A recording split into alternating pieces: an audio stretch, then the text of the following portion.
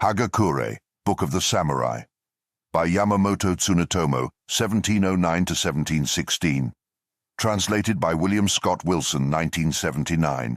Narrated by an artificial intelligence based on the voice of Tony J.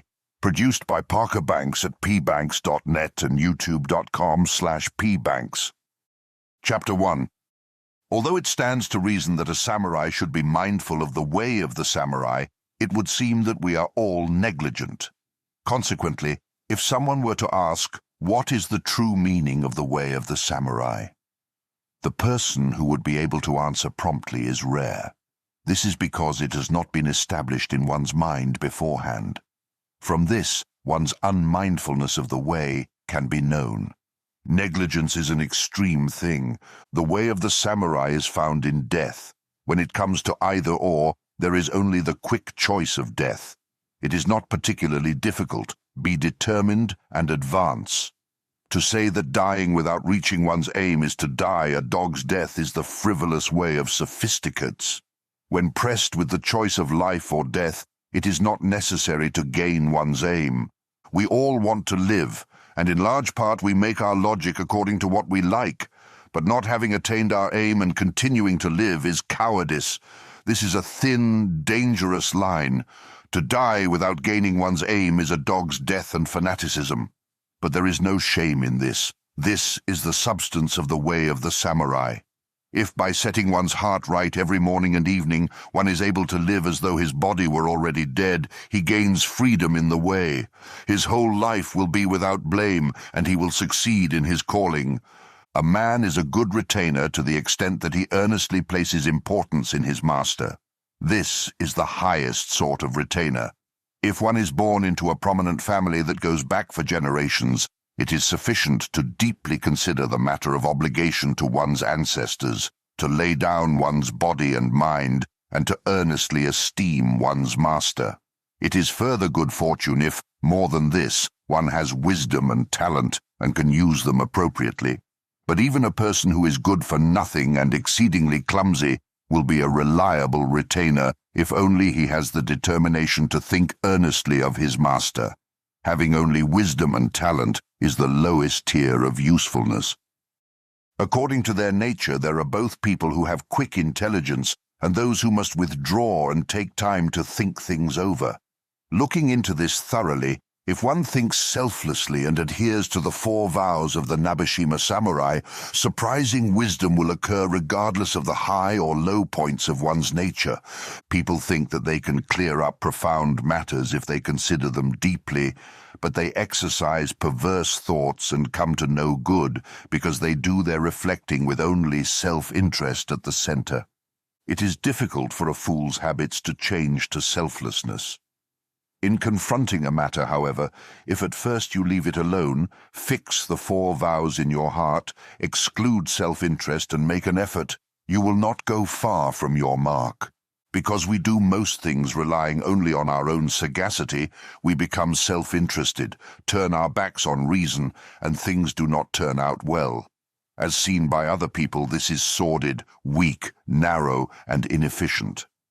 When one is not capable of true intelligence, it is good to consult with someone of good sense. An advisor will fulfill the way when he makes a decision by selfless and frank intelligence because he is not personally involved. This way of doing things will certainly be seen by others as being strongly rooted. It is, for example, like a large tree with many roots. One man's intelligence is like a tree that has been simply stuck in the ground. We learn about the sayings and deeds of the men of old in order to entrust ourselves to their wisdom and prevent selfishness. When we throw off our own bias, follow the sayings of the ancients, and confer with other people, matters should go well and without mishap. Lord Katsushige borrowed from the wisdom of Lord Naoshige. This is mentioned in the Ohana Shikikigaki. We should be grateful for his concern. Moreover, there was a certain man who engaged a number of his younger brothers as retainers, and whenever he visited Edo or the Kamigata area, he would have them accompany him. As he consulted with them every day on both private and public matters, it is said that he was without mishap. Sagara Kyuma was completely at one with his master and served him as though his own body were already dead. He was one man in 1,000. Once there was an important meeting at Master Sakyo's Mizugai villa, and it was commanded that Kyuma was to commit seppuku. At that time in Osaki there was a tea-house on the 3rd floor of the suburban residence of Master Taku Nui. Kyuma rented this, and gathering together all the good-for-nothings in Saga, he put on a puppet show, operating one of the puppets himself, carousing and drinking all day and night. Thus, overlooking Master Sakyo's villa, he carried on and caused a great disturbance. In instigating this disaster, he gallantly thought only of his master and was resolved to committing suicide. Being a retainer is nothing other than being a supporter of one's lord, entrusting matters of good and evil to him and renouncing self-interest. If there are but 2 or 3 men of this type, the fief will be secure. If one looks at the world when affairs are going smoothly, there are many who go about putting in their appearance, being useful by their wisdom, discrimination, and artfulness. However, if the lord should retire or go into seclusion, there are many who will quickly turn their backs on him and ingratiate themselves to the man of the day. Such a thing is unpleasant even to think about. Men of high position, low position, deep wisdom and artfulness all feel that they are the ones who are working righteously. But when it comes to the point of throwing away one's life for his lord, all get weak in the knees. This is rather disgraceful. The fact that a useless person often becomes a matchless warrior at such times is because he has already given up his life and has become one with his lord. At the time of Mitsushige's death, there was an example of this. His one resolved attendant was I alone. The others followed in my wake. Always the pretentious, self-asserting notables turn their backs on the man just as his eyes are closing in death. Loyalty is said to be important in the pledge between lord and retainer. Though it may seem unobtainable, it is right before your eyes. If you once set yourself to it, you will become a superb retainer at that very moment. To give a person one's opinion and correct his faults is an important thing. It is compassionate and comes first in matters of service. But the way of doing this is extremely difficult. To discover the good and bad points of a person is an easy thing, and to give an opinion concerning them is easy too. For the most part, people think that they are being kind by saying the things that others find distasteful or difficult to say. But if it is not received well, they think that there is nothing more to be done. This is completely worthless. It is the same as bringing shame to a person by slandering him. It is nothing more than getting it off one's chest. To give a person an opinion, one must first judge well whether that person is of the disposition to receive it or not. One must become close with him and make sure that he continually trusts one's word. Approaching subjects that are dear to him, seek the best way to speak and to be well understood. Judge the occasion and determine whether it is better by letter or at the time of leave-taking. Praise his good points and use every device to encourage him, perhaps by talking about one's own faults without touching on his, but so that they will occur to him. Have him receive this in the way that a man would drink water when his throat is dry, and it will be an opinion that will correct faults. This is extremely difficult. If a person's fault is a habit of some years prior, by and large it won't be remedied. I have had this experience myself. To be intimate with all one's comrades, correcting each other's faults, and being of one mind to be of use to the master, is the great compassion of a retainer. By bringing shame to a person, how could one expect to make him a better man? It is bad taste to yawn in front of people. When one unexpectedly has to yawn, if he rubs his forehead in an upward direction, the sensation will stop. If that does not work, he can lick his lips while keeping his mouth closed, or simply hide it with his hand or his sleeve in such a way that no one will know what he is doing. It is the same with sneezing. One will appear foolish. There are other things besides these about which a person should use care and training. When a certain person was saying that present matters of economy should be detailed, someone replied that this is not good at all. It is a fact that fish will not live where the water is too clear. But if there is duckweed or something, the fish will hide under its shadow and thrive. Thus, the lower classes will live in tranquility if certain matters are a bit overlooked or left unheard. This fact should be understood with regard to people's conduct. Once, when Lord Mitsushige was a little boy and was supposed to recite from a copybook for the priest Keion, he called the other children and acolytes and said, "Please come here and listen. It's difficult to read if there are hardly any people listening." The priest was impressed and said to the acolytes, "That's the spirit in which to do everything. Every morning one should first do reverence to his master and parents, and then to his patron deities and guardian Buddhas. If he will only make his master first in importance, his parents will rejoice, and the gods and Buddhas will give their assent. For a warrior, there is nothing other than thinking of his master. If one creates this resolution within himself, he will always be mindful of the master's person and will not depart from him even for a moment. Moreover, a woman should consider her husband first, just as he considers his master first. According to a certain person, a number of years ago, the late Matsuguma Kyoan told this story. In the practice of medicine, there is a differentiation of treatment according to the yin and yang of men and women. There is also a difference in pulse. In the last 50 years, however, men's pulse has become the same as women's. Noticing this, in the treatment of eye disease, I applied women's treatment to men and found it suitable. When I observed the application of men's treatment to men, there was no result. Thus I knew that men's spirit had weakened, and that they had become the same as women, and the end of the world had come. Since I witnessed this with certainty, I kept it a secret.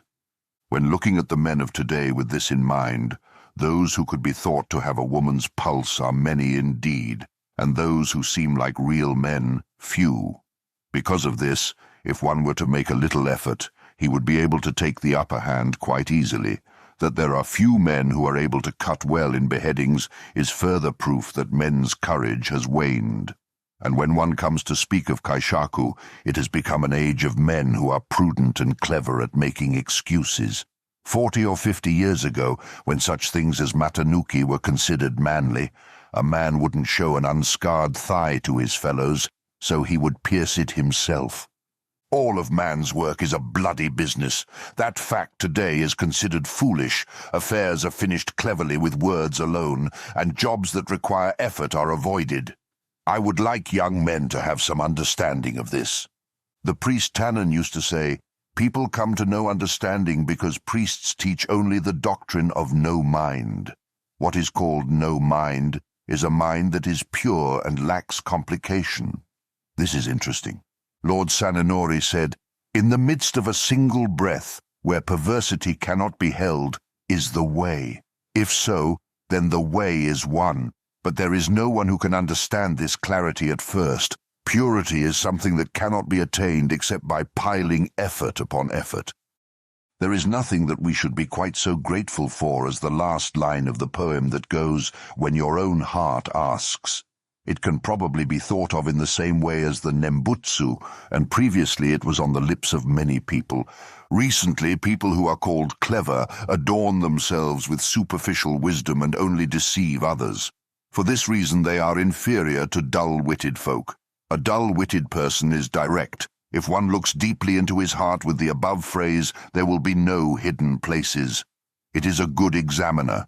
One should be of the mind that meeting this examiner, he will not be embarrassed. The word gen means illusion or apparition. In India, a man who uses conjury is called a genjutsushi, a master of illusion technique. Everything in this world is but a marionette show. Thus we use the word gen. To hate injustice and stand on righteousness is a difficult thing.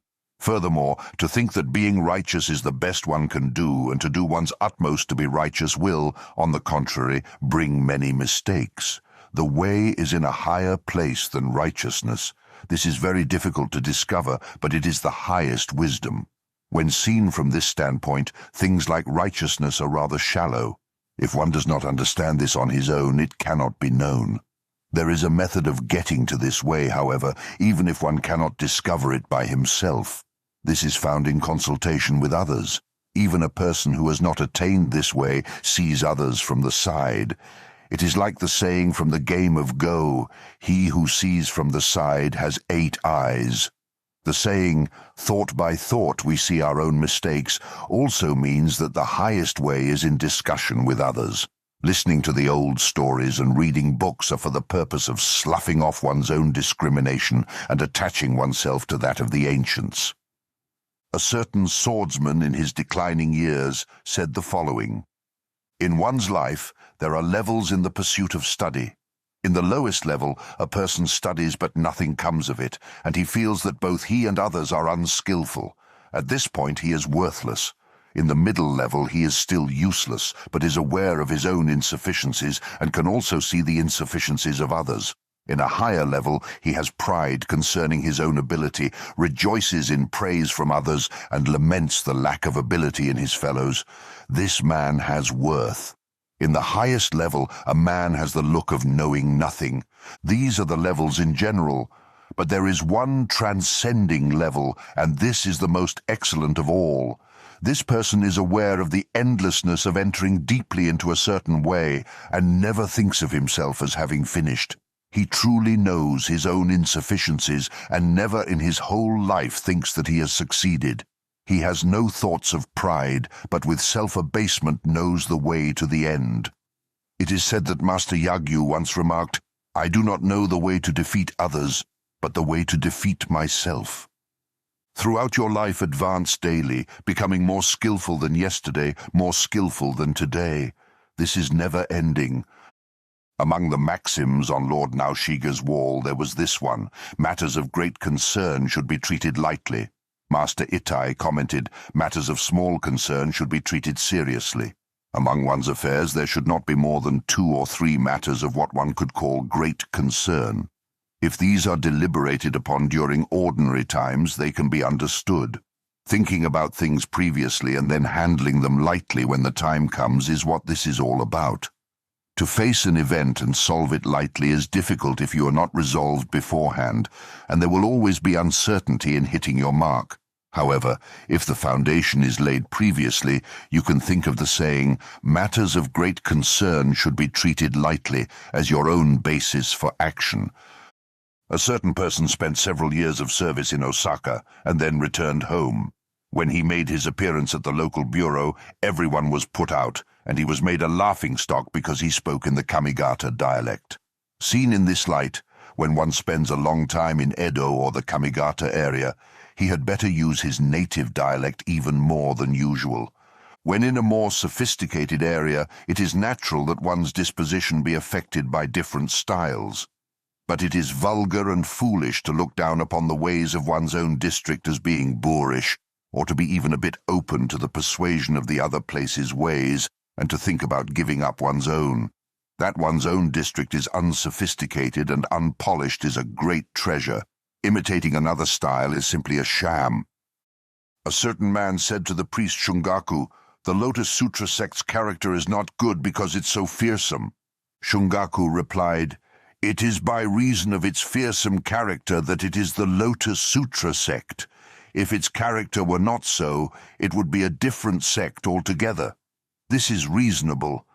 At the time when there was a council concerning the promotion of a certain man, the council members were at the point of deciding that promotion was useless because of the fact that the man had previously been involved in a drunken brawl. But someone said, if we were to cast aside every man who had made a mistake once, useful men could probably not be come by. A man who makes a mistake once will be considerably more prudent and useful because of his repentance. I feel that he should be promoted." Someone else then asked, "Will you guarantee him?" The man replied, "Of course I will." The others asked, "By what will you guarantee him?" And he replied, "I can guarantee him by the fact that he is a man who has erred once. A man who has never once erred is dangerous." This said, the man was promoted. At the time of a deliberation concerning criminals, Nakano Kazuma proposed making the punishment 1 degree lighter than what would be appropriate. This is a treasury of wisdom that only he was the possessor of. At that time, though there were several men in attendance, if it had not been for Kazuma alone, no one would have opened his mouth. For this reason he is called Master Commencement and Master 25 Days. A certain person was brought to shame because he did not take revenge. The way of revenge lies in simply forcing one's way into a place and being cut down. There is no shame in this. By thinking that you must complete the job, you will run out of time.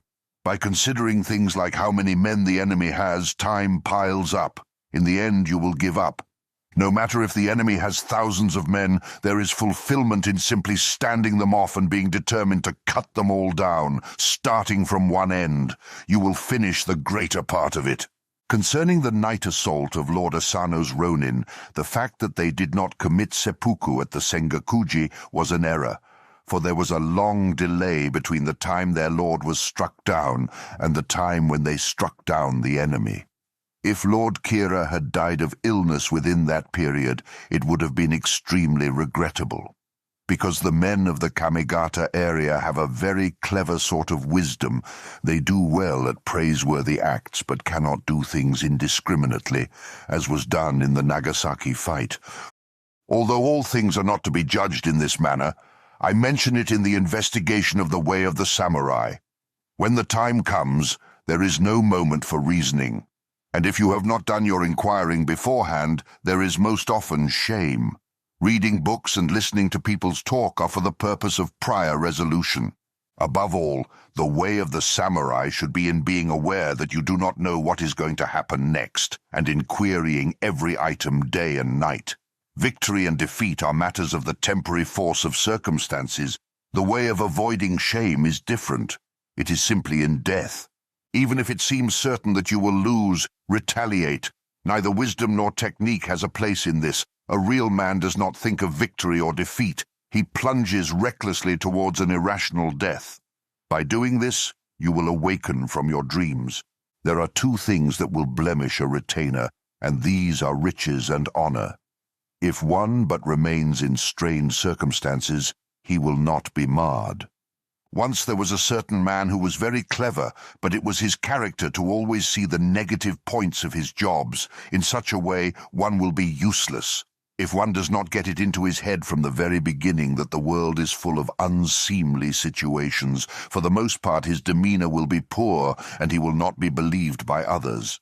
And if one is not believed by others, no matter how good a person he may be, he will not have the essence of a good person. This can also be considered as a blemish. There was a man who said, "Such and such a person has a violent disposition, but this is what I said right to his face." This was an unbecoming thing to say, and it was said simply because he wanted to be known as a rough fellow. It was rather low, and it can be seen that he was still rather immature. It is because a samurai has correct manners that he is admired. Speaking of other people in this way is no different from an exchange between low-class spearmen. It is vulgar. It is not good to settle into a set of opinions. It is a mistake to put forth effort and obtain some understanding, and then stop at that. At first putting forth great effort to be sure that you have grasped the basics, then practicing so that they may come to fruition is something that will never stop for your whole lifetime. Do not rely on following the degree of understanding that you have discovered, but simply think, this is not enough. One should search throughout his whole life how best to follow the way, and he should study, setting his mind to work without putting things off. Within this is the way. These are from the recorded sayings of the late Yamamoto Tsunetomo. If you can understand one affair, you will understand 8. An affected laugh shows lack of self-respect in a man and lewdness in a woman. Whether speaking formally or informally, one should look his listener in the eye.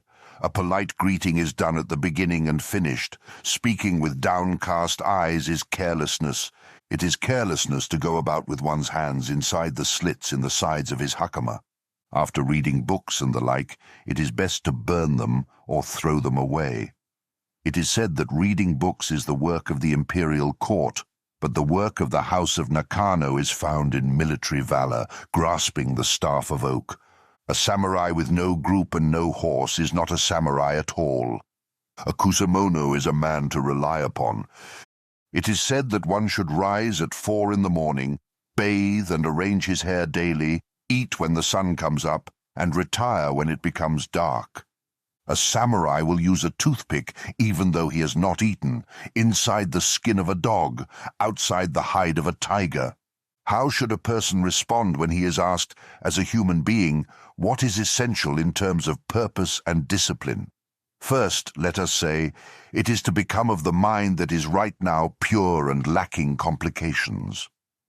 People in general all seem to be dejected. When one has a pure and uncomplicated mind, his expression will be lively. When one is attending to matters, there is one thing that comes forth from his heart. That is, in terms of one's Lord, loyalty; in terms of one's parents, filial piety; in martial affairs, bravery; and apart from that, something that can be used by all the world. This is very difficult to discover. Once discovered, it is again difficult to keep in constant effect. There is nothing outside the thought of the immediate moment. Every morning, the samurai of 50 or 60 years ago would bathe, shave their foreheads, put lotion in their hair, cut their fingernails and toenails, rubbing them with pumice and then with wood sorrel, and without fail pay attention to their personal appearance. It goes without saying that their armor in general was kept free from rust, that it was dusted, shined, and arranged. Although it seems that taking special care of one's appearance is similar to showiness, it is nothing akin to elegance. Even if you are aware that you may be struck down today and are firmly resolved to an inevitable death, if you are slain with an unseemly appearance, you will show your lack of previous resolve, will be despised by your enemy, and will appear unclean. For this reason, it is said that both old and young should take care of their appearance. Although you say that this is troublesome and time-consuming, a samurai's work is in such things. It is neither busy work nor time-consuming. In constantly hardening one's resolution to die in battle, deliberately becoming as one already dead, and working at one's job and dealing with military affairs, there should be no shame. But when the time comes, a person will be shamed if he is not conscious of these things even in his dreams, and rather passes his days in self-interest and self-indulgence. And if he thinks that this is not shameful and feels that nothing else matters as long as he is comfortable, then his dissipate and discourteous actions will be repeatedly regrettable. The person without previous resolution to inevitable death makes certain that his death will be in bad form. But if one is resolved to death beforehand, in what way can he be despicable? One should be especially diligent in this concern. Furthermore, during the last 30 years, customs have changed. Now, when young samurai get together, if there is not just talk about money matters, loss and gain, secrets, clothing styles, or matters of sex, there is no reason to gather together at all. Customs are going to pieces. One can say that formerly, when a man reached the age of 20 or 30, he did not carry despicable things in his heart, and thus neither did such words appear. If an elder unwittingly said something of that sort, he thought of it as a sort of injury. This new custom probably appears because people attach importance to being beautiful before society and to household finances. What things a person should be able to accomplish if he had no haughtiness concerning his place in society? It is a wretched thing that the young men of today are so contriving and so proud of their material possessions. Men with contriving hearts are lacking in duty. Lacking in duty, they will have no self-respect. According to Master Ite, even a poor penman will become substantial in the art of calligraphy if he studies by imitating a good model and puts forth effort. A retainer should be able to become substantial too if he takes a good retainer as his model. Today, however, there are no models of good retainers. In light of this, it would be good to make a model and to learn from that. To do this, one should look at many people and choose from each person his best point only.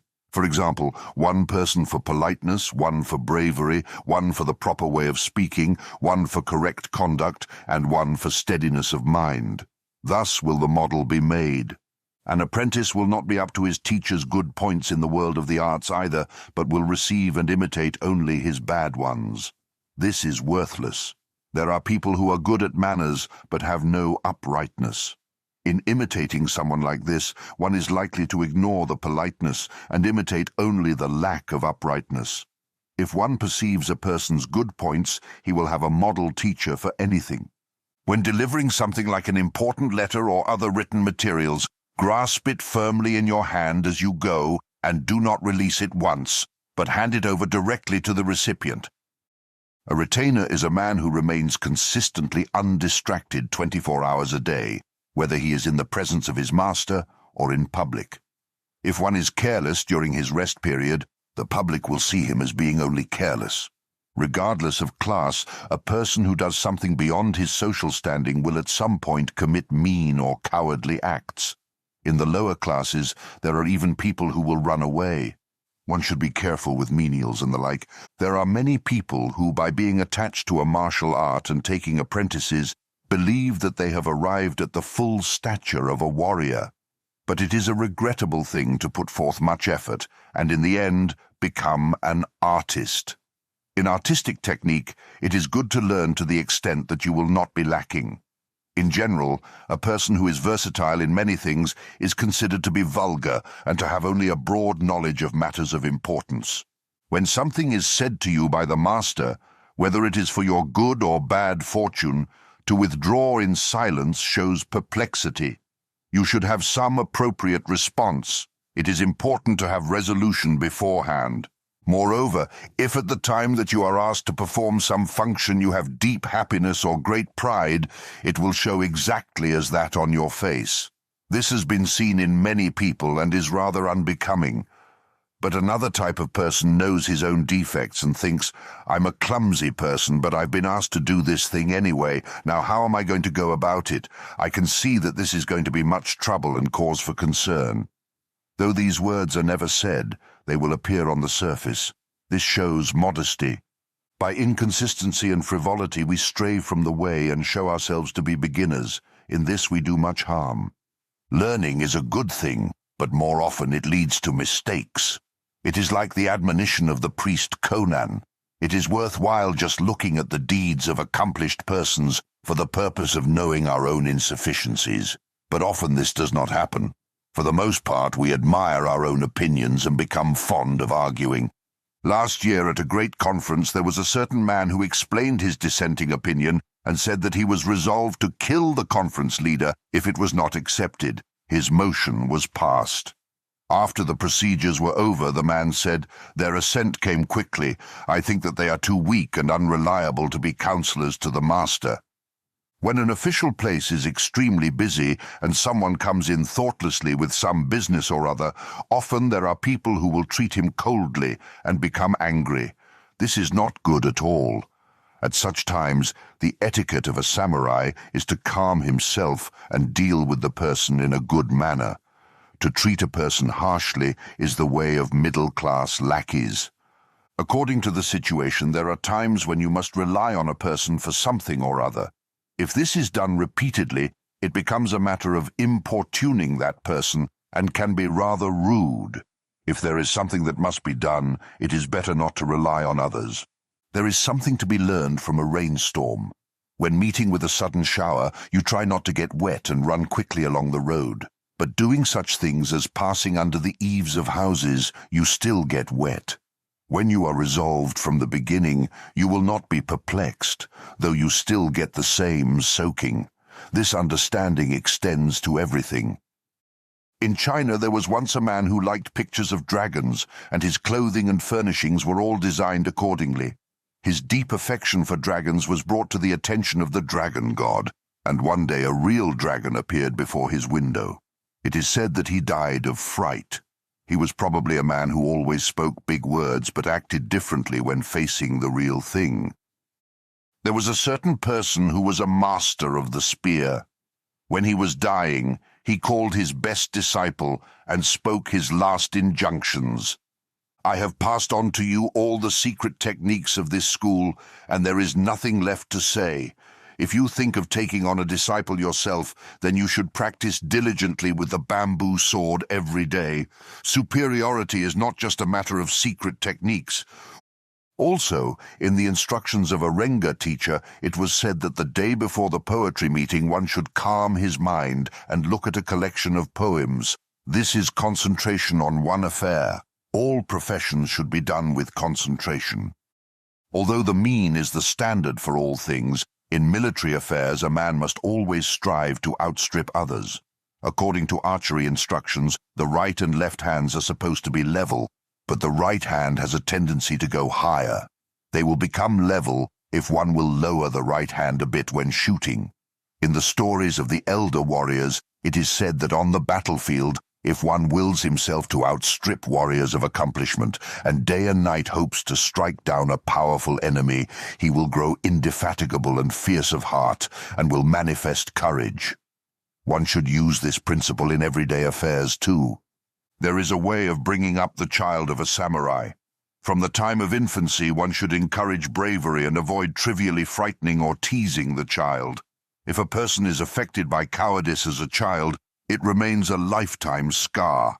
It is a mistake for parents to thoughtlessly make their children dread lightning, or to have them not go into dark places, or to tell them frightening things in order to stop them from crying.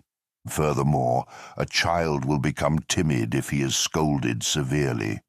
One should not allow bad habits to form. After a bad habit is ingrained, although you admonish the child, he will not improve.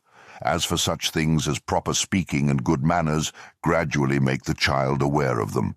Let him not know avarice. Other than that, if he is of a normal nature, he should develop well by the way he is brought up. Moreover, the child of parents who have a bad relationship will be unfilial. This is natural. Even the birds and beasts are affected by what they are used to seeing and hearing from the time they are born. Also, the relationship between father and child may deteriorate because of a mother's foolishness. A mother loves her child above all things and will be partial to the child that is corrected by his father. If she becomes the child's ally, there will be discord between father and son. Because of the shallowness of her mind, a woman sees the child as her support in old age. You will be tripped up by people when your resolution is lax. Moreover, if at a meeting you are distracted while another person is speaking, by your carelessness you may think that he is of your opinion, and you will follow along saying, of course, even though he is saying something that is contrary to your own feelings, and others will think that you are in agreement with him. Because of this, you should never be distracted even for an instant when meeting with others. When you are listening to a story or being spoken to, you should be mindful not to be tripped up, and if there is something that you do not agree with, to speak your mind, to show your opponent his error, and to grapple with the situation. Even in unimportant affairs, mistakes come from little things.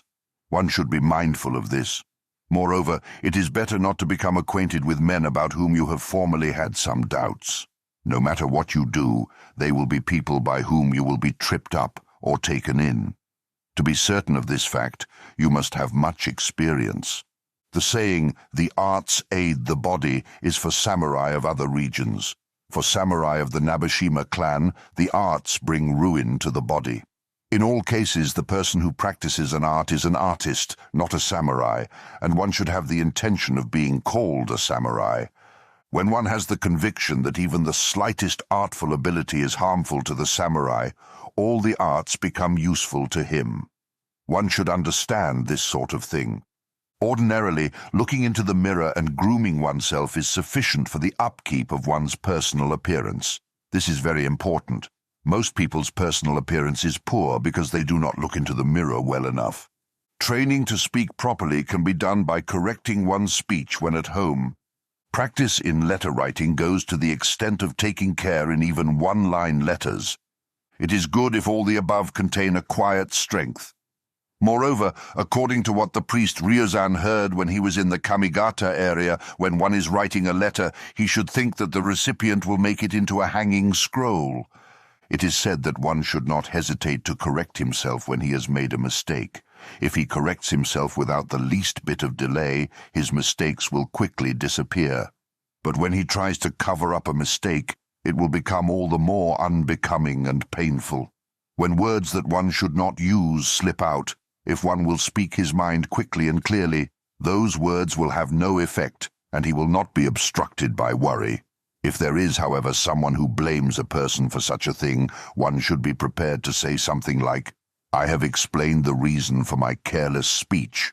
There is nothing else to be done if you will not listen to reason. Since I said it unwittingly, it should be the same as if you didn't hear it. No one can evade blame. And one should never talk about people or secret matters. Furthermore, one should only speak according to how he judges his listeners' feelings. The proper manner of calligraphy is nothing other than not being careless, but in this way one's writing will simply be sluggish and stiff. One should go beyond this and depart from the norm. This principle applies to all things. It is said, when you would see into a person's heart, become ill. When you are sick or in difficulties, many of those who were friendly or close to you in daily life will become cowards. Whenever anyone is in unhappy circumstances, you should above all inquire after them by visiting or sending some gift. And you should never in your whole life be negligent towards someone from whom you have received a favor.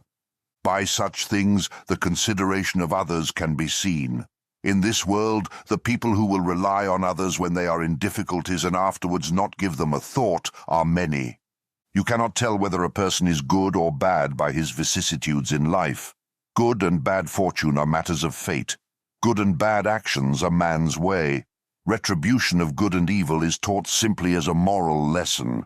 Because of some business, Morooka Hikoimon was called upon to swear before the gods concerning the truth of a certain matter. But he said, "A samurai's word is harder than metal. Since I have impressed this fact upon myself, what more can the gods and Buddhas do?" And the swearing was cancelled. This happened when he was 26. Master Ite said, "Whatever one prays for will be granted." Long ago there were no matsutake mushrooms in our province. Some men who saw them in the Kamigata area prayed that they might grow here, and nowadays they are growing all over Kitayama. In the future I would like to have Japanese cypress grow in our province. As this is something that everyone desires, I predict it for the future. This being so, everyone should pray for it. When something out of the ordinary happens, it is ridiculous to say that it is a mystery or a portent of something to come. Eclipses of the sun and moon, comets, clouds that flutter like flags, snow in the 5th month, lightning in the 12th month, and so on, are all things that occur every 50 or 100 years. They occur according to the evolution of yin and yang. The fact that the sun rises in the east and sets in the west would be a mystery too, if it were not an everyday occurrence. It is not dissimilar. Furthermore, the fact that something bad always happens in the world when strange phenomena occur is due to people seeing something like fluttering clouds and thinking that something is going to happen. The mystery is created in their minds, and by waiting for the disaster, it is from their very minds that it occurs. The occurrence of mysteries is always by word of mouth. Calculating people are contemptible. The reason for this is that calculation deals with loss and gain, and the loss and gain mind never stops. Death is considered loss, and life is considered gain. Thus, death is something that such a person does not care for, and he is contemptible. Furthermore, scholars and their like are men who with wit and speech hide their own true cowardice and greed. People often misjudge this. Lord Naoshige said, "The way of the samurai is in desperateness. 10 men or more cannot kill such a man. Common sense will not accomplish great things, simply become insane and desperate.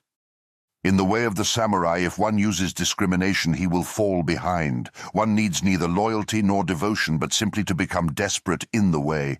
Loyalty and devotion are of themselves within desperation." The saying of Shida Kichinosuke, "When there is a choice of either living or dying, as long as there remains nothing behind to blemish one's reputation, it is better to live," is a paradox.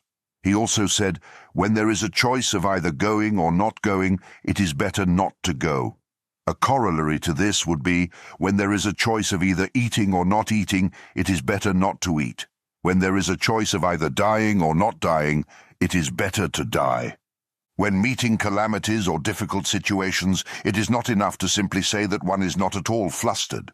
When meeting difficult situations, one should dash forward bravely and with joy.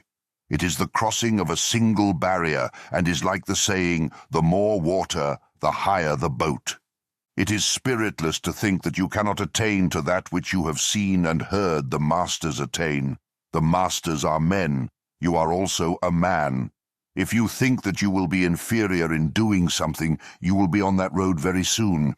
Master Itai said, Confucius was a sage because he had the will to become a scholar when he was 15 years old. He was not a sage because he studied later on.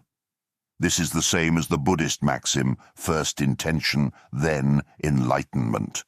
A warrior should be careful in all things and should dislike to be the least bit worsted. Above all, if he is not careful in his choice of words, he may say things like, I'm a coward, or at that time I'd probably run, or how frightening, or how painful. These are words that should not be said even in jest, on a whim, or when talking in one's sleep.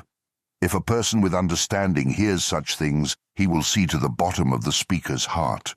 This is something that should be carefully thought about beforehand.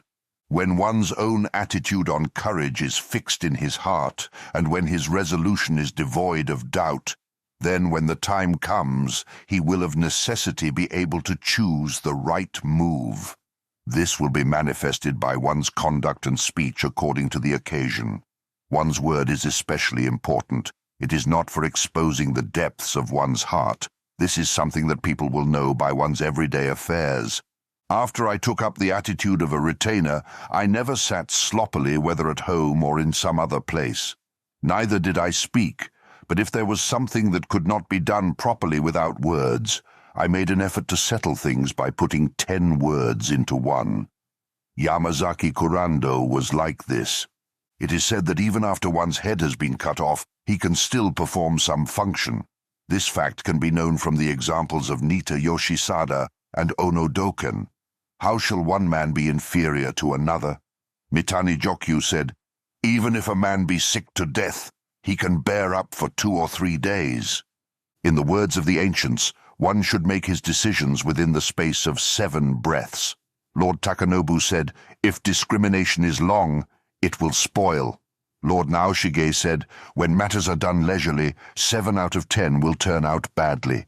A warrior is a person who does things quickly. When your mind is going hither and thither, discrimination will never be brought to a conclusion. With an intense, fresh, and undelaying spirit, one will make his judgments within the space of 7 breaths. It is a matter of being determined and having the spirit to break right through to the other side. In admonishing the master, if one is not of the proper rank to do so, it shows great loyalty to have someone who is of that rank speak and have the master correct his mistakes. To be on a footing to do this, one must be on cordial terms with everyone. If one does this for his own sake, it is simply flattery. One does this, rather, in his concern to support the clan on his own. If one will do it, it can be done. Bad relations between retired and present rulers, father and son, and elder and younger brothers develop from selfish motives. The proof of this is that there are no such bad relations between master and retainer. It is unthinkable to be disturbed at something like being ordered to become a ronin. People at the time of Lord Katsushige used to say, if one has not been a ronin at least 7 times, he will not be a true retainer. 7 times down, 8 times up. Men like Narutomi Hyogo have been ronin 7 times. One should understand that it is something like being a self-writing doll. The master is also apt to give such orders as a test. Illnesses and the like become serious because of one's feelings. I was born when my father was 71 years old and was hence a rather sickly child. But because I have had the great desire to be of use even in old age, when the chance came, I improved my health and haven't been sick since, and I have abstained from sex and have consistently taken moxa cautery. There are things that I feel have definitely had effect. There is a saying that even though one burns up a mamushi 7 times, it will return each time to its original form. This is my great hope. I have always been obsessed with one idea, to be able to realize my heart's desire, which is that, though I am born 7 times, each time I will be reborn as a retainer of my clan. Yamamoto Tsunetomo once said that it is best for a samurai to have good retainers. Military affairs are not matters for one person alone, regardless of how useful he tries to be. Money is something that one can borrow from people, but a good man cannot suddenly be come by. One should sustain a man kindly and well from the first, and in having retainers it will not do to nourish oneself alone. If you divide what you have and feed your lower ranks, you will be able to hold good men. A person with a bit of wisdom is one who will criticize the times. This is the basis of disaster. A person who is discreet in speaking will be useful during the good times and will avoid punishment during the bad. Being superior to others is nothing other than having people talk about your affairs and listening to their opinions. The general run of people settle for their own opinions and thus never excel. Having a discussion with a person is one step in excelling him. A certain person discussed with me the written materials at the clan office. He is better than someone like me in writing and researching. In seeking correction from others, you excel them. It is bad when one thing becomes two. One should not look for anything else in the way of the samurai. It is the same for anything that is called a way. Therefore, it is inconsistent to hear something of the way of Confucius or the way of the Buddha and say that this is the way of the samurai. If one understands things in this manner, he should be able to hear about all ways and be more and more in accord with his own. For a samurai, a single word is important no matter where he may be. By just one single word, martial valor can be made apparent. In peaceful times, words show one's bravery. In troubled times, too, one knows that by a single word, his strength or cowardice can be seen. This single word is the flower of one's heart. It is not something said simply with one's mouth. A warrior should not say something faint-hearted, even casually.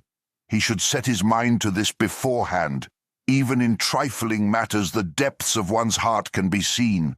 No matter what it is, there is nothing that cannot be done. If one manifests the determination, he can move heaven and earth as he pleases. But because man is pluckless, he cannot set his mind to it. Moving heaven and earth without putting forth effort is simply a matter of concentration.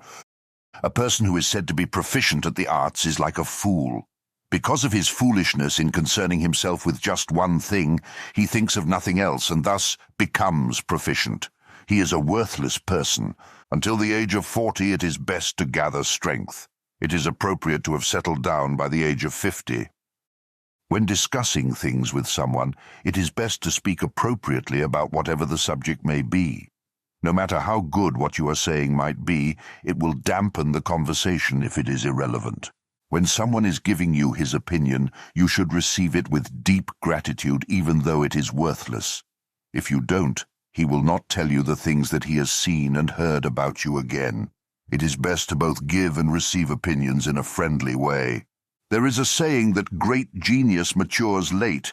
If something is not brought to fruition over a period of 20 to 30 years, it will not be of great merit. When a retainer is of a mind to do his work hurriedly, he will intrude upon the work of others and will be said to be young but able. He will become over-enthusiastic and will be considered rather rude. He will put on the airs of someone who has done great works, will become a flatterer and insincere, and will be talked about behind his back. In the pursuit of one's development, if he does not make great effort and is not supported by others in his advancement in the world, he will be of no use. When one is involved in the affairs of a warrior, such as being a kaishaku or making an arrest within one's own clan or group, people will notice when the time comes if he has resolved beforehand that no one can take his place. One should always take the attitude of standing above others in martial valor, always feel that he is inferior to no one, and always cultivate his courage. When on the battlefield, if you try not to let others take the lead and have the sole intention of breaking into the enemy lines, then you will not fall behind others. Your mind will become fierce, and you will manifest martial valor. This fact has been passed down by the elders. Furthermore, if you are slain in battle, you should be resolved to have your corpse facing the enemy. If everyone were in accord and left things to providence, their hearts would be at ease. If they are not in accord, though they would do acts of righteousness, they lack loyalty. To be at odds with one's companions, to be prone to miss even infrequent meetings, to speak only cantankerous words, all come from a shallow foolishness of mind. But thinking of the moment of truth, even though it be unpleasant, one should fix it in his mind to meet people cordially at all times and without distraction, and in a way in which one will not seem bored. Moreover, in this world of uncertainties, one is not even sure of the present. It would be worthless to die while being thought ill of by people. Lies and insincerity are unbecoming. This is because they are for self-profit.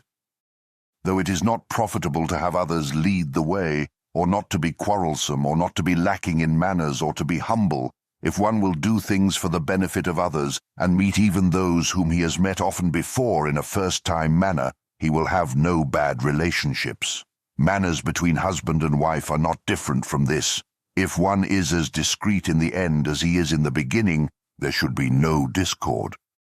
There is a certain priest who is said to be able to get everything accomplished by means of his cleverness. There is not a monk in Japan today who can oppose him. This is not the least bit strange. There is simply no one who sees through to the foundation of things. Senility is when one goes about doing only that towards which he is most inclined. One is able to suppress and hide this while his vigor is still strong, but when he weakens, the essential strong points of his nature appear and are a shame to him. This manifests itself in several forms, but there is not a man who does not get senile by the time he reaches 60, and when one thinks that he will not be senile, he is already so. It can be thought that Master Ittai had a senility of argumentation. As if to show that he alone could support the house of Nabeshima, he went about with a senile appearance to prominent people's houses and chatted amiably with them. At the time, everybody thought that it was reasonable, but thinking about it now, it was senility. For myself, with that good example and the feeling that dotage was overtaking me, I declined to participate at the temple on the 13th anniversary of Lord Mitsushige's death, and I have decided to stay more and more indoors. One must get a clear view of what lies ahead. If one is but secure at the foundation, he will not be pained by departure from minor details or affairs that are contrary to expectation. But in the end, the details of a matter are important. The right and wrong of one's way of doing things are found in trivial matters. According to a story at the Ryutaiji, there was a master of the Book of Changes in the Kamigata area who said that even if a man is a priest, it is useless to give him rank while he is under the age of 40. This is because he will make many mistakes. Confucius was not the only man to become unperplexed after reaching the age of 40. Upon reaching the age of 40, both wise and foolish have gone through an appropriate amount of experience and will no longer be perplexed. Concerning martial valor, merit lies more in dying for one's master than in striking down the enemy. This can be understood from the devotion of Sato Tsugunobu. When I was young, I kept a diary of regret and tried to record my mistakes day by day, but there was never a day when I didn't have 20 or 30 entries. As there was no end to it, I gave up. Even today, when I think about the day's affairs after going to bed, there is never a day when I do not make some blunder in speaking or in some activity. Living without mistakes is truly impossible, but this is something that people who live by cleverness have no inclination to think about. When reading something aloud, it is best to read from the belly. Reading from one's mouth, one's voice will not endure. This is Nakano Shikibu's teaching. During happy times, pride and extravagance are dangerous. If one is not prudent in ordinary times, he will not be able to catch up. A person who advances during good times will falter during the bad. Master Ittai said, "In calligraphy it is progress when the paper, brush, and ink are in harmony. Yet they are so wont to be disjointed." The master took a book from its box. When he opened it, there was the smell of drying clove buds. What is called generosity is really compassion. In the Shiné it is written, "Seen from the eye of compassion, there is no one to be disliked. One who has sinned is to be pitied all the more." There is no limit to the breadth and depth of one's heart. There is room enough for all. That we still worship the sages of the 3 ancient kingdoms is because their compassion reaches us yet today. Whatever you do should be done for the sake of your master and parents, the people in general, and for posterity. This is great compassion. The wisdom and courage that come from compassion are real wisdom and courage. When one punishes or strives with the heart of compassion, what he does will be limitless in strength and correctness. Doing something for one's own sake is shallow and mean and turns into evil. I understood the matters of wisdom and courage some time ago. I am just now beginning to understand the matter of compassion. Lord Ieyasu said, "The foundation for ruling the country in peace is compassion, for when one thinks of the people as being his children, the people will think of him as their parent."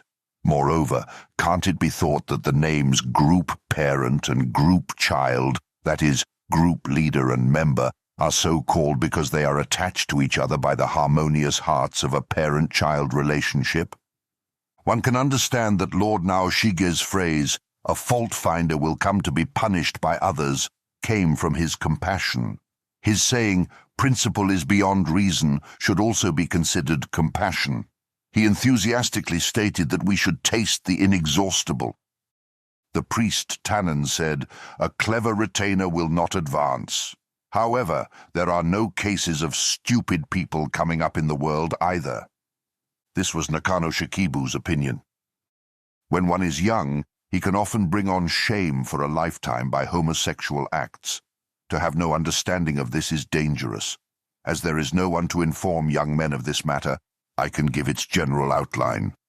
One should understand that a woman is faithful to only one husband. Our feelings go to one person for one lifetime.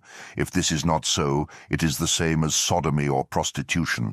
This is shame for a warrior. Ihara Saikaku has written a famous line that goes, "An adolescent without an older lover is the same as a woman with no husband." But this sort of person is ridiculous. A young man should test an older man for at least 5 years, and if he is assured of that person's intentions, then he too should request the relationship. A fickle person will not enter deeply into a relationship and later will abandon his lover. If they can assist and devote their lives to each other, then their nature can be ascertained. But if one partner is crooked, the other should say that there are hindrances to the relationship and sever it with firmness. If the first should ask what those hindrances are, then one should respond that he will never in his life say. If he should continue to push the matter, one should get angry. If he continues to push even further, cut him down. Furthermore, the older man should ascertain the younger's real motives in the aforementioned way. If the younger man can devote himself and get into the situation for 5 or 6 years, then it will not be unsuitable. Above all, one should not divide one's way into 2. One should strive in the way of the samurai. Hoshino Ryotetsu was the progenitor of homosexuality in our province, and although it can be said that his disciples were many, he instructed each one individually. Edayoshi Saburozaemon was a man who understood the foundation of homosexuality. Once, when accompanying his master to Edo, Ryotetsu asked Saburozaemon, "What have you understood of homosexuality?" Saburozaemon replied, "It is something both pleasant and unpleasant." Ryotetsu was pleased and said, "You have taken great pains for some time to be able to say such a thing." Some years later, there was a person who asked Saburozaemon the meaning of the above. He replied, "To lay down one's life for another is the basic principle of homosexuality. If it is not so, it becomes a matter of shame. However, then you have nothing left to lay down for your master. It is therefore understood to be something both pleasant and unpleasant." Master Itai said, "If one were to say what it is to do good, in a single word, it would be to endure suffering. Not enduring is bad without exception. Until one reaches the age of 40, it is better to put off wisdom and discrimination and excel in vitality.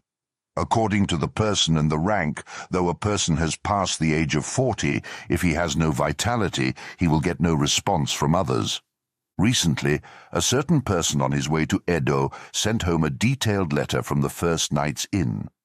Though he was a person who neglected such things when he was busy, he excelled other people in being as attentive as this. In the judgment of the elders, a samurai's obstinacy should be excessive. A thing done with moderation may later be judged to be insufficient. I have heard that when one thinks he has gone too far, he will not have erred. This sort of rule should not be forgotten.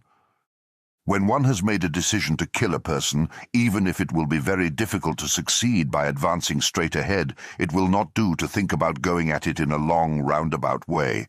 One's heart may slacken, he may miss his chance, and by and large there will be no success. The way of the samurai is one of immediacy, and it is best to dash in headlong. When a certain man was going to the sutra readings at the Jiswan in Kawakami, one of his pages got drunk on the ferry boat and began to pester one of the sailors. When they landed on the other side, as the page had drawn his sword, the sailor took a pole and struck him on the head. At that time the other sailors all ran up together carrying oars and were at the point of striking the page down.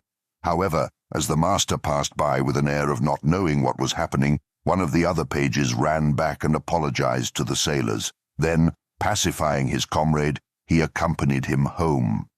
That night, the page who had been drunk learned that his sword was being taken away from him. Now, first of all, it was an insufficiency on the master's part not to have reproved and pacified the drunken page while they were on the boat. Furthermore, even though his page had acted unreasonably, after he had been struck on the head, there was no reason for an apology. The master should have approached the sailor and the drunken page in an apologetic manner and cut them both down. Certainly he was a spiritless master. The resolution of the men of former times was deep. Those between the ages of 13 and 60 went to the front lines. For this reason, men of advanced years hid their age. For serious affairs that bear directly on oneself, if one does not take care of things by making his own judgment his foundation and breaking through headlong, matters will not be brought to a close.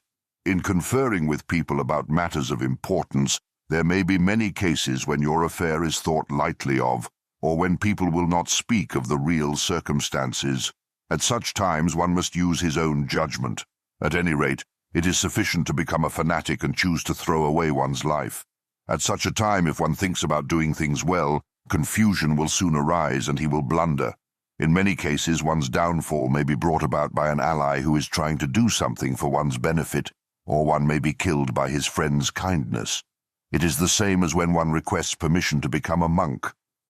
Lord Naoshige said, "An ancestor's good or evil can be determined by the conduct of his descendants. A descendant should act in a way that will manifest the good in his ancestor and not the bad.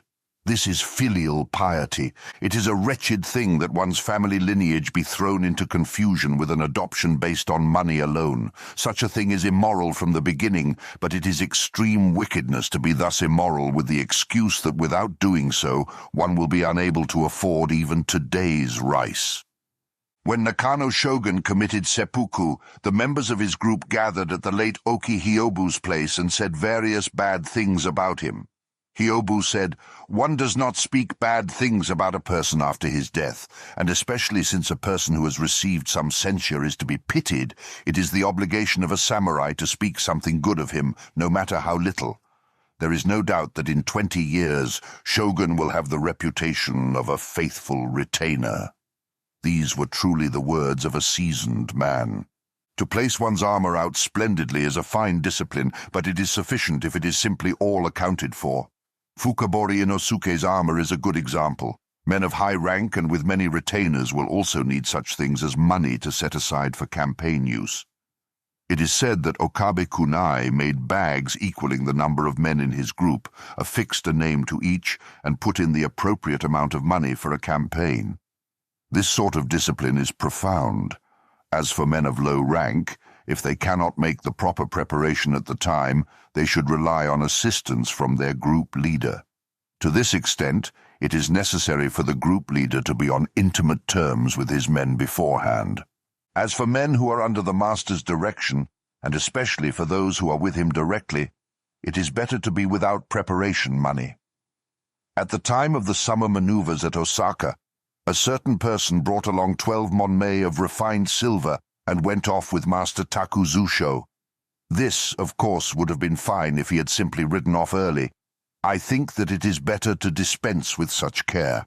In carefully scrutinizing the affairs of the past, we find that there are many different opinions about them, and that there are some things that are quite unclear.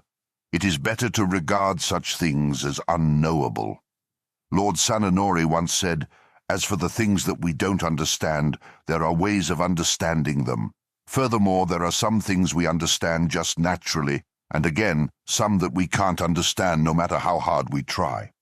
This is interesting. This is very profound.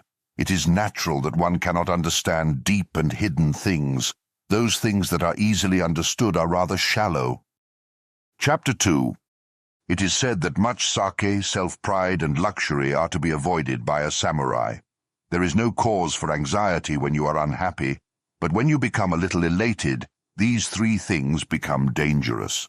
Look at the human condition. It is unseemly for a person to become prideful and extravagant when things are going well. Therefore, it is better to have some unhappiness while one is still young, for if a person does not experience some bitterness, his disposition will not settle down. A person who becomes fatigued when unhappy is useless. Meeting with people should be a matter of quickly grasping their temperament and reacting appropriately to this person and that.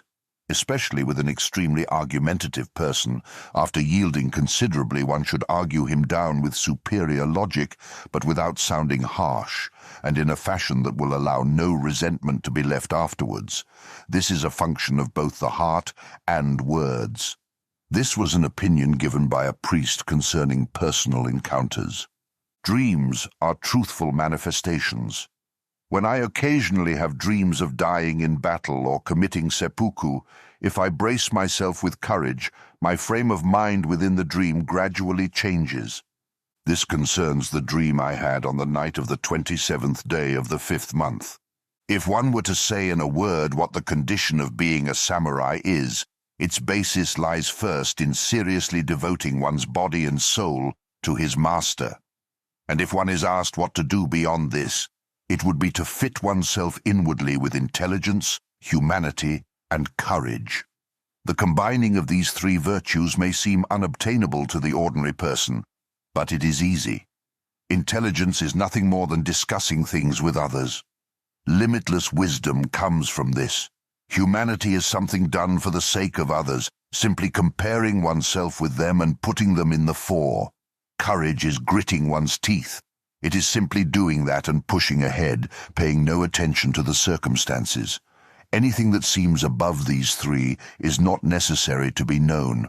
As for outward aspects, there are personal appearance, one's way of speaking, and calligraphy. And as all of these are daily matters, they improve by constant practice. Basically, one should perceive their nature to be one of quiet strength. If one has accomplished all these things, then he should have a knowledge of our area's history and customs. After that, he may study the various arts as recreation. If you think it over, being a retainer is simple, and these days, if you observe people who are even a bit useful, you will see that they have accomplished these three outward aspects. A certain priest said that if one thoughtlessly crosses a river of unknown depths and shallows, he will die in its currents without ever reaching the other side or finishing his business. This is the same as when one is indiscriminately eager in being a retainer without understanding the customs of the times or the likes and dislikes of the master, and as a result is of no use and brings ruin upon himself. To try to enter the good graces of the master is unbecoming. One should consider first stepping back and getting some understanding of the depths and shallows, and then work without doing anything the master dislikes. If you attach a number of bags of cloves to your body, you will not be affected by inclemency or colds. Some years ago, the late Nakano Kazuma returned to this province as a messenger by horse in the dead of winter, and though he was an old man, he was not the least bit in pain. It is said that that was because of his having used cloves. Furthermore, drinking a decoction of the feces from a dappled horse is the way to stop bleeding from an injury received by falling off a horse. A faultless person is one who withdraws from affairs. This must be done with strength. There is surely nothing other than the single purpose of the present moment.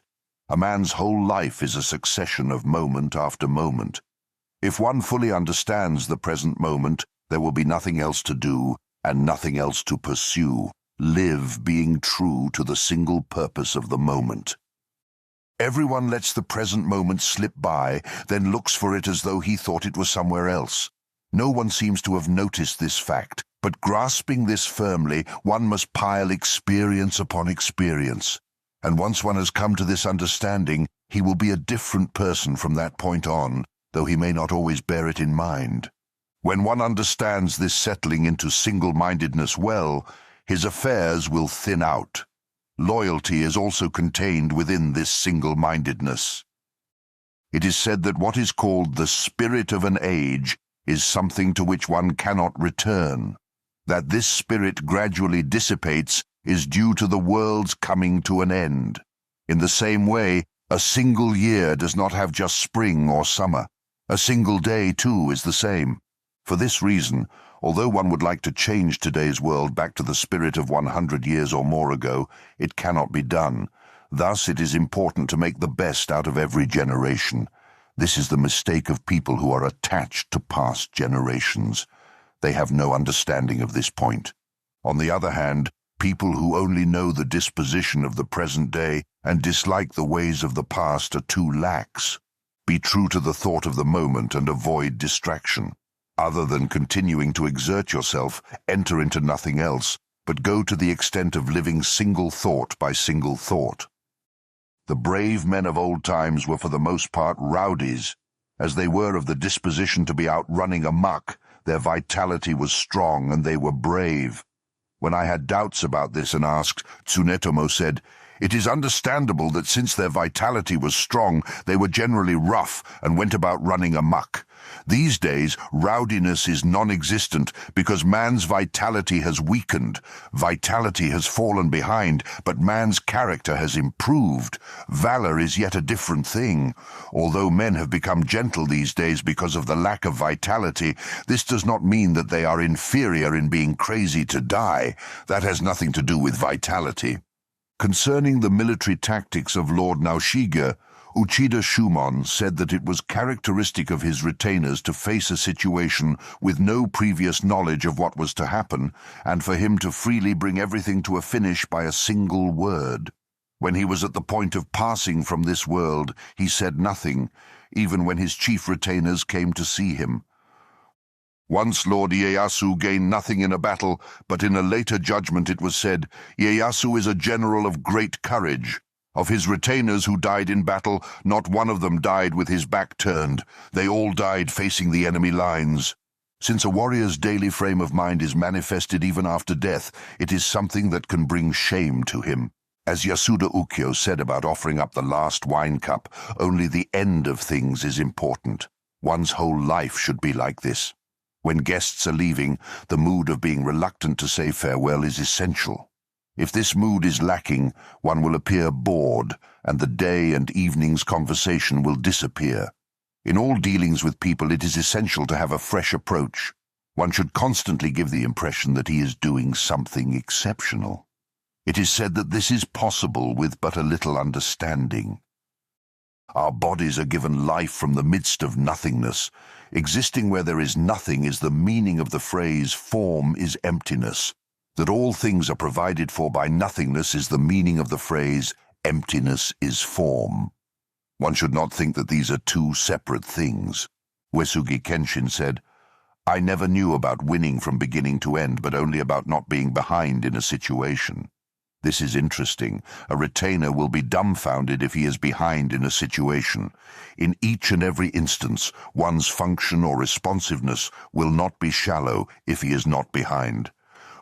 One should be wary of talking on end about such subjects as learning, morality, or folklore in front of elders or people of rank. It is disagreeable to listen to. In the Kamigata area, they have a sort of tiered lunchbox they use for a single day when flower viewing. Upon returning, they throw them away, trampling them underfoot. As might be expected, this is one of my recollections of the capital, Kyoto. The end is important in all things. While walking along the road together, Tsunetomo said, Is not man like a well-operated puppet? It is a piece of dexterous workmanship that he can run, jump, leap, and even talk, though there are no strings attached. Will we not be guests at next year's Bon Festival? This world is vanity indeed. People always forget this. It was once said to Gonnojo that right now is at that time, and at that time is right now. One will miss the occasion if he thinks that these two are different. For example, if one were called before the master to explain something right away, he would most likely be perplexed. This is proof that he understands the two to be different. If, however, a person makes right now and at that time one, though he will never be an advisor to the master, still he is a retainer, and in order to be able to say something clearly, whether it be in front of the master, the elders, or even the shogun at Edo Castle, it should be practiced beforehand in the corner of one's bedroom. All things are like this. Accordingly, one should inquire into things carefully. It is the same for martial training as for official business. When one attempts to concentrate things in this manner, won't daily negligence and today's lack of resolve be understood?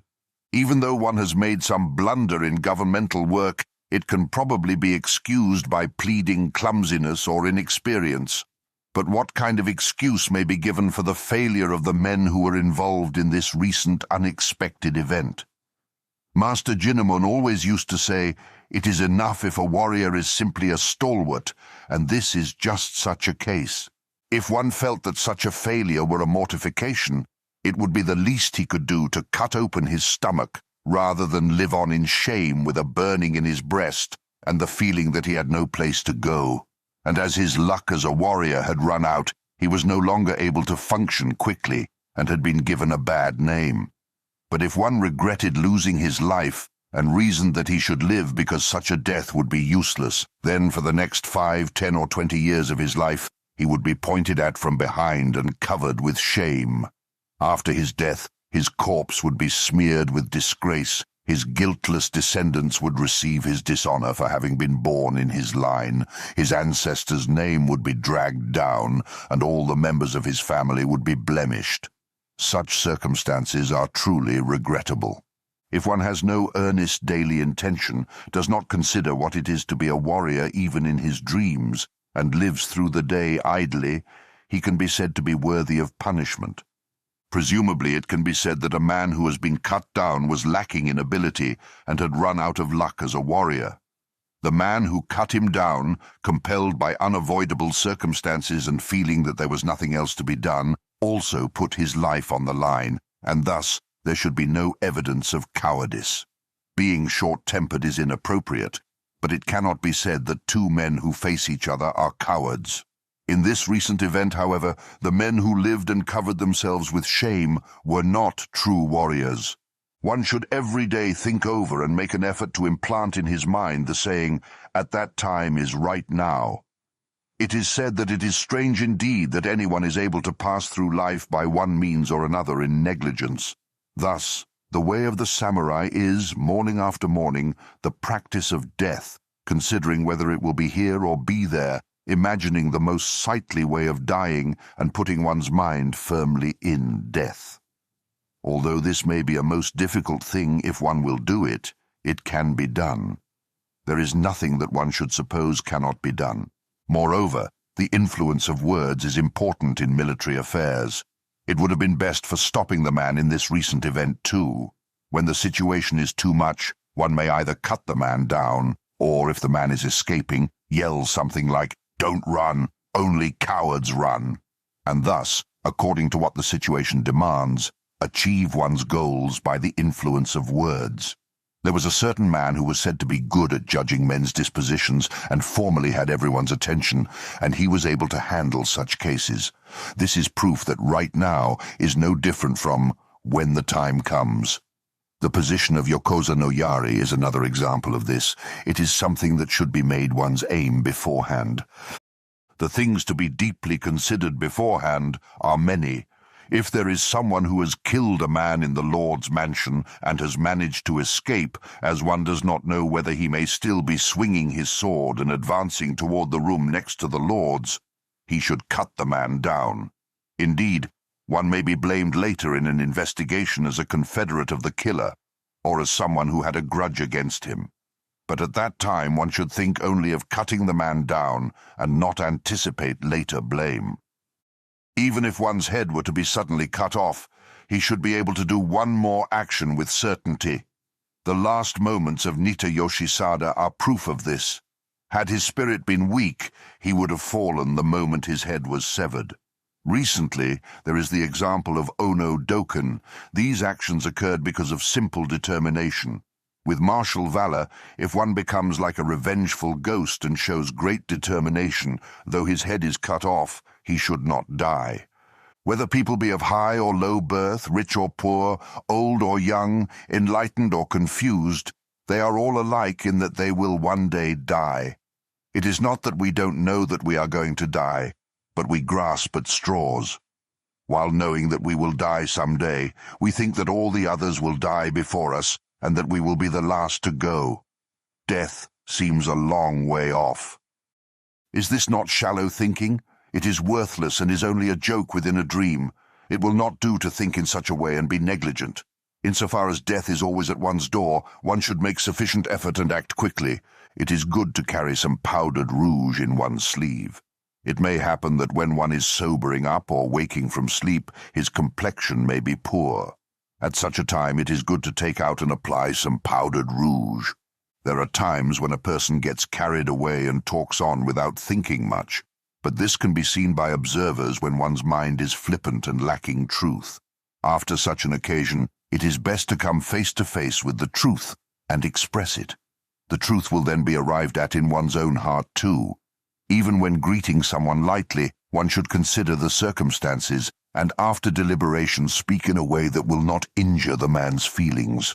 Furthermore, if there is a person who is criticizing the way of the samurai or one's own province, one should speak with him severely, without the least bit of ceremony. One must be resolved in advance.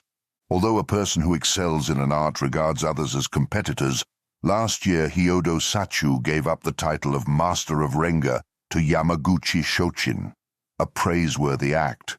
The priest Tannen used to hang up wind bells, but said, "It's not because I like the sound. I hang them in order to know the wind conditions in the event of fire, for that is the only worry in having a large temple."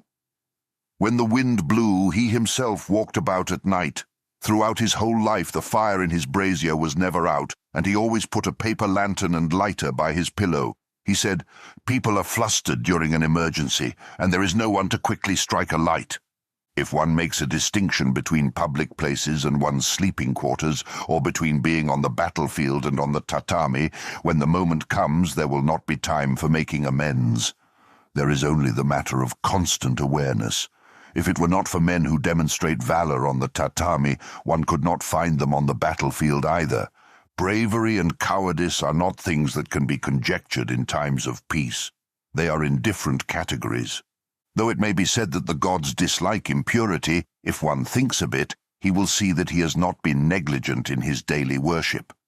Thus, one's previous faithfulness has been exactly for the sake of praying for good fortune in such times as when one is bathed in blood and climbing over the dead.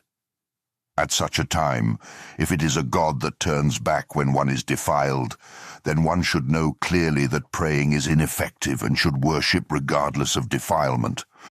At times of great trouble or disaster, one word will suffice. At times of happiness, too, one word will be enough. And when meeting or talking with others, one word will do. One should think well and then speak. This is clear and firm, and one should learn it with no doubts. It is a matter of putting forth one's whole effort and having the correct attitude previously. This is very difficult to explain, but is something that everyone should work on in his heart.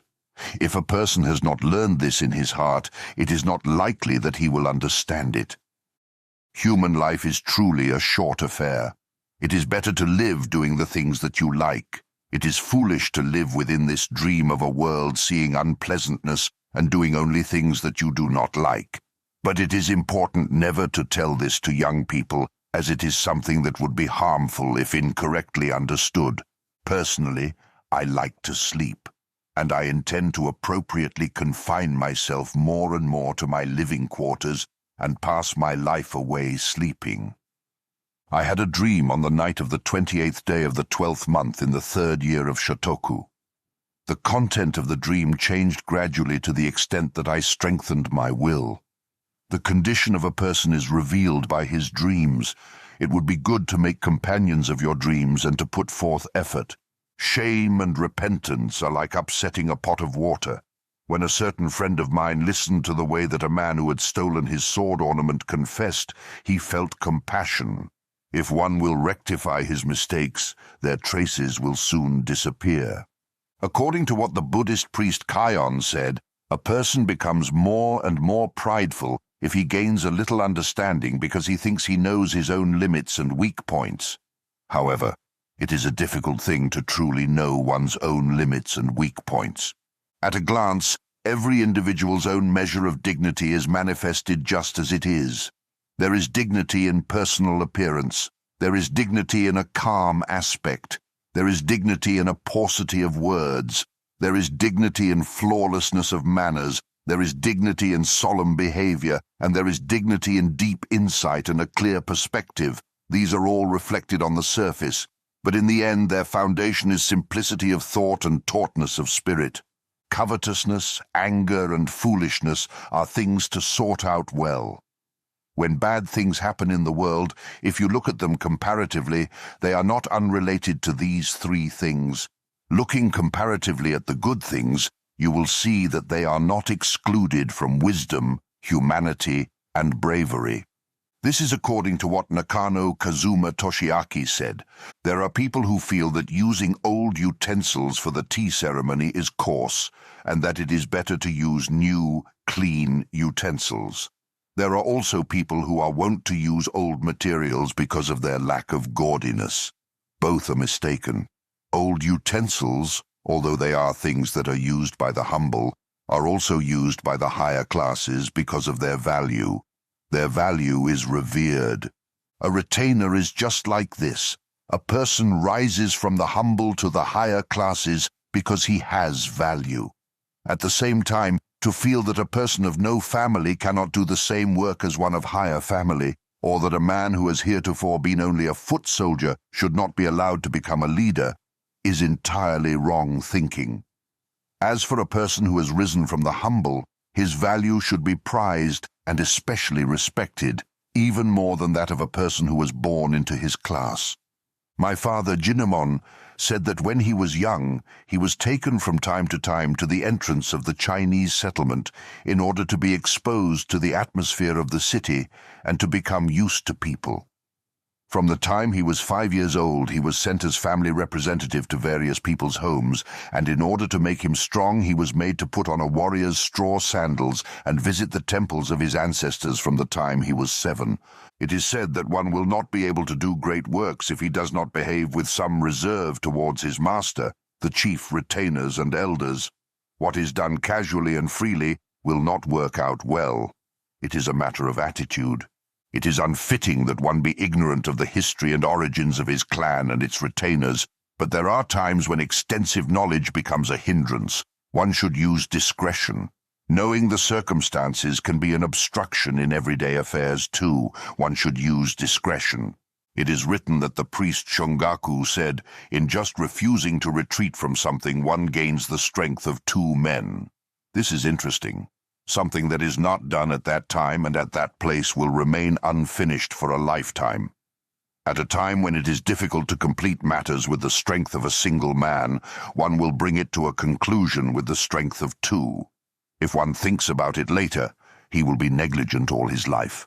Stamp quickly and pass through a wall of iron is another interesting phrase. To quickly break in and stamp through directly is the first step of celerity. In connection with this, Hideyoshi can be thought of as the only man who has grasped solidly the chance of a lifetime since the creation of Japan. People who talk on and on about matters of little importance probably have some complaint in the back of their mind. But in order to be ambiguous and to hide this, they repeat what they are saying over and over. To hear something like this causes doubt to arise in one's breast. One should be careful and not say things that are likely to cause trouble at the time. When some difficulty arises in this world, people get excited, and before one knows it, the matter is on everyone's lips. This is useless. If worse comes to worst, you may become the subject of gossip, or at least you will have made enemies by saying something unnecessary and will have created ill will. It is said that at such a time it is better to stay at home and think of poetry. To talk about other people's affairs is a great mistake. To praise them, too, is unfitting. In any event, it is best to know your own ability well, to put forth effort in your endeavors, and to be discreet in speech. The heart of a virtuous person has settled down, and he does not rush about at things. A person of little merit is not at peace, but walks about making trouble, and is in conflict with all. It is a good viewpoint to see the world as a dream. When you have something like a nightmare, you will wake up and tell yourself that it was only a dream. It is said that the world we live in is not a bit different from this. People with intelligence will use it to fashion things both true and false, and will try to push through whatever they want with their clever reasoning. This is injury from intelligence. Nothing you do will have effect if you do not use truth. In affairs like lawsuits or even in arguments, by losing quickly, one will lose in fine fashion. It is like sumo wrestling. If one thinks only of winning, a sordid victory will be worse than a defeat. For the most part, it becomes a squalid defeat, feeling deeply the difference between oneself and others, bearing ill will and falling out with people. These things come from a heart that lacks compassion.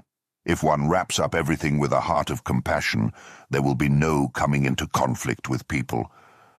A person who knows but a little will put on an air of knowledge. This is a matter of inexperience. When someone knows something well, it will not be seen in his manner. This person is genteel. When going someplace for a talk or something similar, it is best to let the person know ahead of time and then go. To go without knowing whether the other party is busy or when he has some particular anxiety is awkward. There is nothing that surpasses not going where you have not been invited. Good friends are rare. Even if someone is invited somewhere, he should use understanding. It is difficult to feel deeply the sensitivities of people other than those who go out only rarely. Fiascos at pleasure gatherings are numerous. However, you should not be brusque towards a person who has come to visit, even if you are busy. It is bad to carry even a good thing too far. Even concerning things such as Buddhism, Buddhist sermons, and moral lessons, talking too much will bring harm. The late Jinamon said that it is better not to bring up daughters. They are a blemish to the family name and a shame to the parents. The eldest daughter is special, but it is better to disregard the others. The priest Keiho related that Lord Aki once said that martial valor is a matter of becoming a fanatic. I thought that this was surprisingly in accord with my own resolve, and thereafter became more and more extreme in my fanaticism. The late Nakano Kazuma said that the original purpose of the tea ceremony is to cleanse the six senses. For the eyes there are the hanging scroll and flower arrangement. For the nose there is the incense. For the ears there is the sound of the hot water. For the mouth there is the taste of the tea.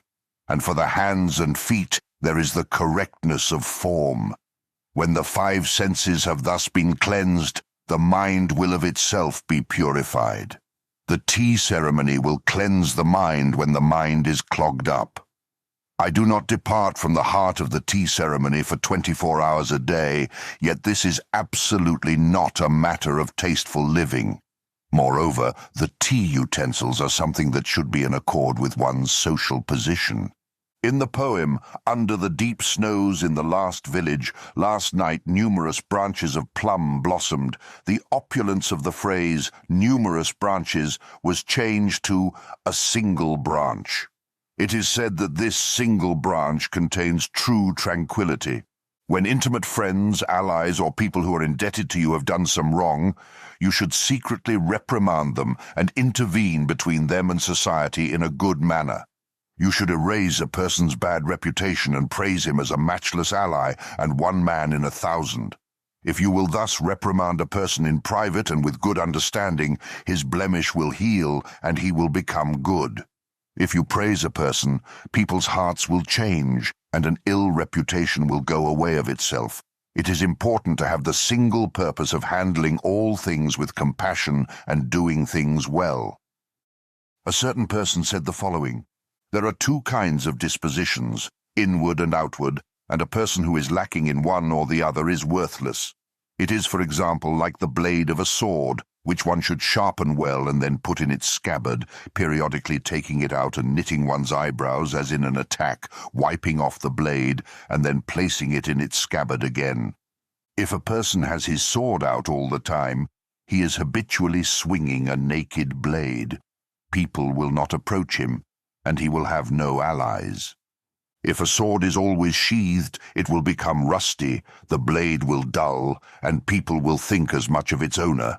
One cannot accomplish things simply with cleverness. One must take a broad view.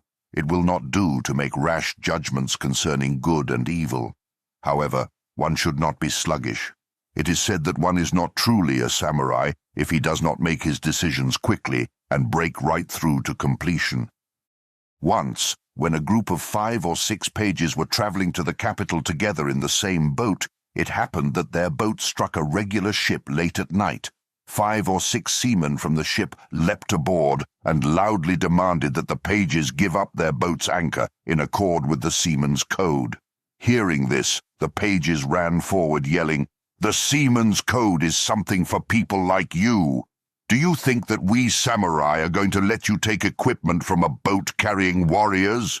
We will cut you down and throw you into the sea to the last man."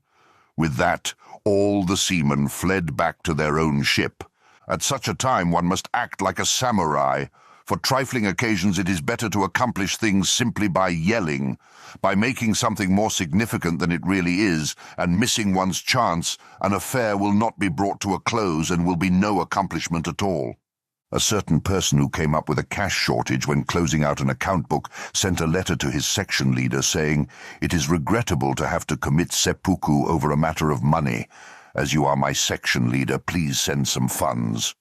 Since this was reasonable, the balance was provided and the matter was closed. It is said that even wrongdoings can be managed without detection. By being impatient, matters are damaged and great works cannot be done. If one considers something not to be a matter of time, it will be done surprisingly quickly. Times change. Think about the world 15 years from now. It should be rather different, but if one were to look into a book of prophecies, I imagine that it would not be that different. In the passing of 15 years, not one of the useful men of today will be left. And even if men who are young now come forth, probably less than half will make it. Worth gradually wanes. For example, if there were a shortage of gold, silver would become treasure, and if there were a shortage of silver, copper would be valued. With changing times and the waning of men's capacities, one would be of suitable worth even if he put forth only slight effort. Something like 15 years is the space of a dream. If a man but takes care of his health, in the end he will have accomplished his purpose and will be a valuable person. Certainly in a period when masters are many, one must put forth considerable effort, but at the time when the world is sliding into a decline, to excel is easy. To put forth great effort in correcting a person's bad habits is the way it should be done. One should be like the digger wasp. It is said that even with an adopted child, if you teach him continually so that he will resemble you, he surely will.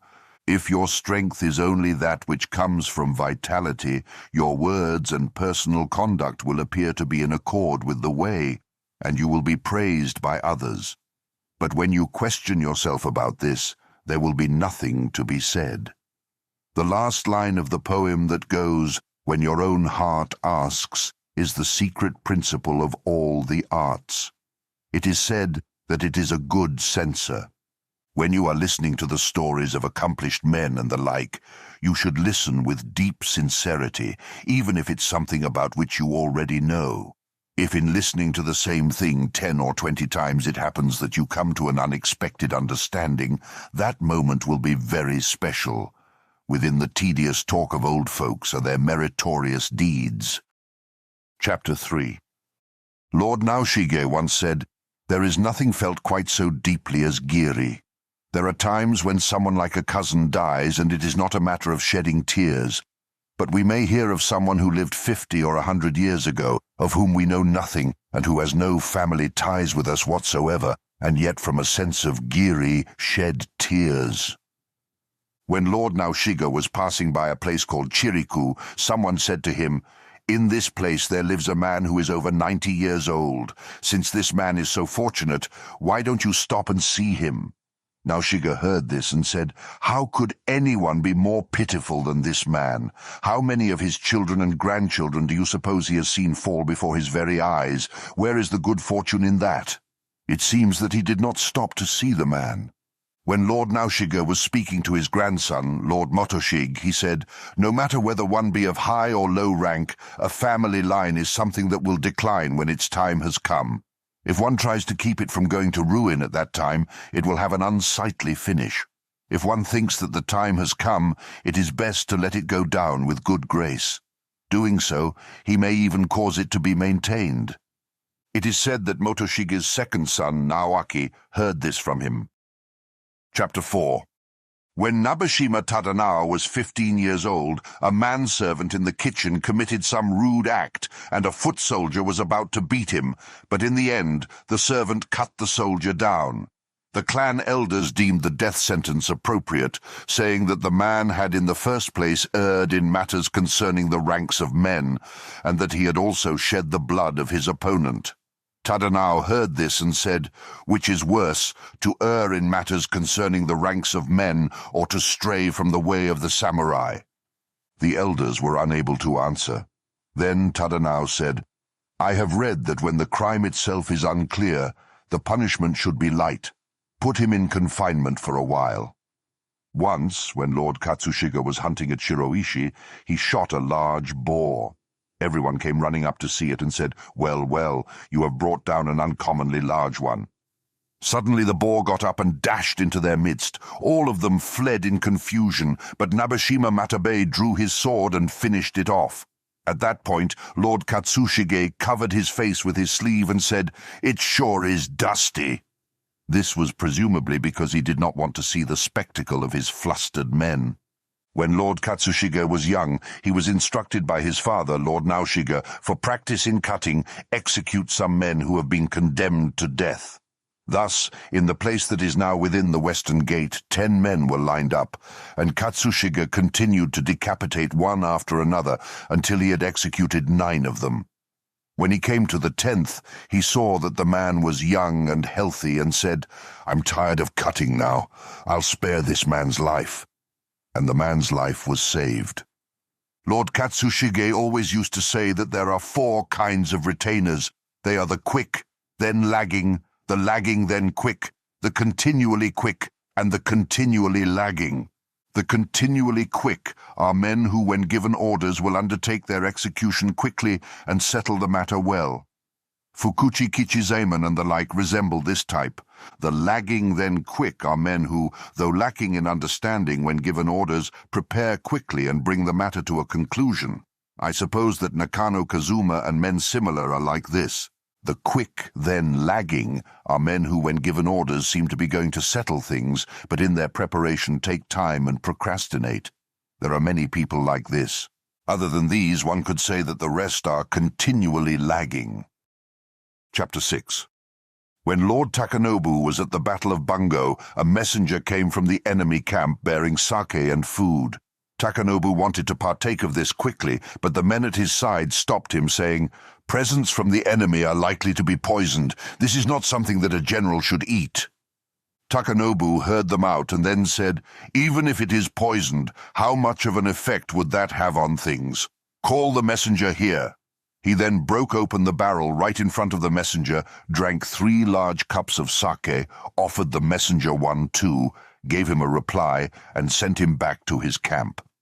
Takagi Akifusa turned against the Ryuzoji clan, appealed to Maida Iyo no Kami Yesada, and was sheltered by him.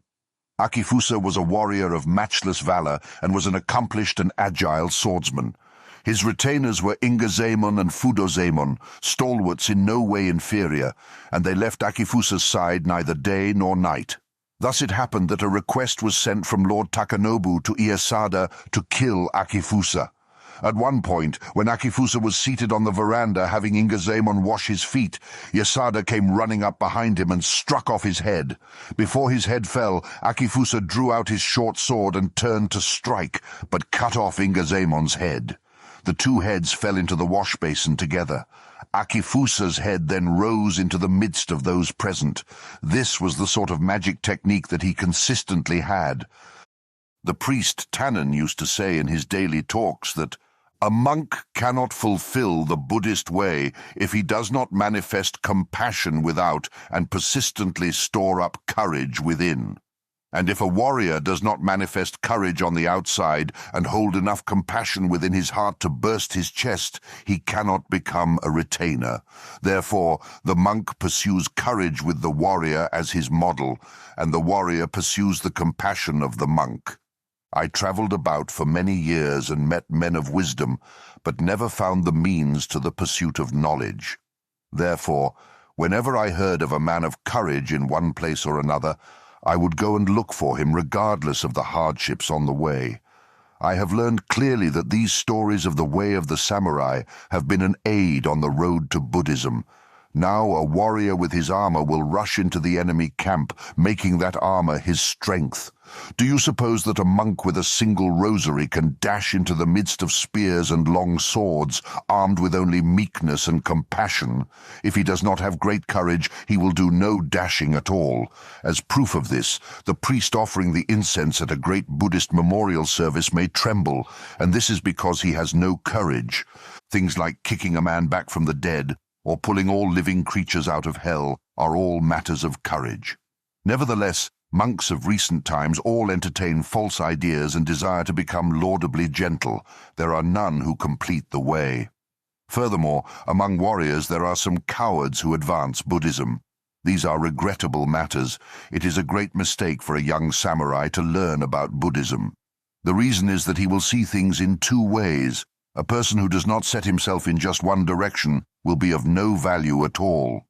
It is fine for retired old men to learn about Buddhism as a diversion, but if a warrior makes loyalty and filial piety one load and courage and compassion another, and carries these 24 hours a day until his shoulders wear out, he will be a samurai. In one's morning and evening worship, and as one goes about his day, he had best recite the name of his master. It is not a bit different from the Buddha's names and holy words. Furthermore, one should be in harmony with his family gods. These are matters of the strength of one's fate. Compassion is like a mother who nurtures one's fate. Examples of the ruin of merciless warriors who were brave alone are conspicuous in both past and present. There was a certain point in the conversation when a retainer of Lord Nabeshima Naohiro said, "There are no men here upon whom the master can truly rely. Although I am consistently useless, I am the only one who would throw away his life for you." It is said that Lord Naohiro got outrageously angry, saying, "Among our retainers there is not a one who holds his life in regret. You are talking arrogance." And he was at the point of striking him when the man was pulled away by others who were there. Once, when Master Tanesada, the founder of the Chiba family, was coming by sea to the island of Shikoku, a strong wind began blowing and the boat was damaged. The boat was saved from sinking by abalone gathering together and covering over the damaged sections. From that time on, none of the Chiba family nor any of its retainers ate abalone. If one of them mistakenly ate one, it is said that his body was covered with boils in the shape of abalone. At the fall of the castle at Arima, on the 28th day in the vicinity of the inmost citadel, Mitsuze Genbei sat down on a levee between the fields. When Nakano Shigetoshi passed by and asked the reason for this, Mitsuze replied, "I have abdominal pains and can't go a step farther. I have sent the members of my group ahead, so please take command."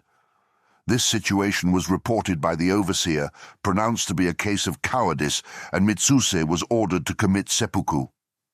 Long ago, abdominal pains were called cowardice grass. This is because they come suddenly and render a person immobile. At the time of Lord Nabeshima Naohiro's death, Lord Mitsushige forbade Naohiro's retainers the practice of oibara. His messenger went to Naohiro's mansion and made the declaration, but those who received this news could in no way agree to it. From their midst, Ishimaru Uneme, later called Seizemon, spoke from the lowest seat. "It is improper for me as a younger person to speak out, but I think that what Lord Mitsushige has said is reasonable. As a person who received the master's care when I was young, I had wholeheartedly decided on oibara. But hearing Lord Mitsushige's dictum and being convinced of his reasoning, no matter what the others may do, I am giving up the idea of oibara and will serve the master's successor." Hearing this, the others all followed suit. Once Lord Masai was playing shogi with Lord Hideyoshi, and there were a number of daimyo watching. When it came time to withdraw, although Lord Masai could stand, his feet were numb, and he could not walk. He made his withdrawal crawling away, causing everyone to laugh. Because Lord Masai was big and obese, he was not ordinarily able to be on his knees. After this event, he thought it would not be fitting to be in attendance anymore, and began refusing such duties. Nakano Uemonosuke Tadaaki was killed on the 12th day of the 8th month in the 6th year of Eiroku, at the time of the fight between Master Goto and Master Hirai of Suko on the island of Kabashima in the Kishima district. When Uemonosuke was leaving for the front lines, he embraced his son Shikibu, later called Jinemon, in the garden, and although Shikibu was very young, said, "When you grow up, win honor in the way of the samurai." Even when the children in his family were very young, Yamamoto Jinemon would draw near to them and say, "Grow up to be a great stalwart and be of good use to your master." He said, "It is good to breathe these things into their ears, even when they are too young to understand." When the late Ogawa Toshikiyo's legitimate son Sahe Kyuji died as a youth, there was one young retainer who galloped up to the temple and committed seppuku. When Taku Nagato no Kami Yasutoshi passed away, Koga Yataemon said that he had been unable to repay the master's kindness and committed oibara. Chapter 7. Narutomi Hyogo said, "What is called winning is defeating one's allies.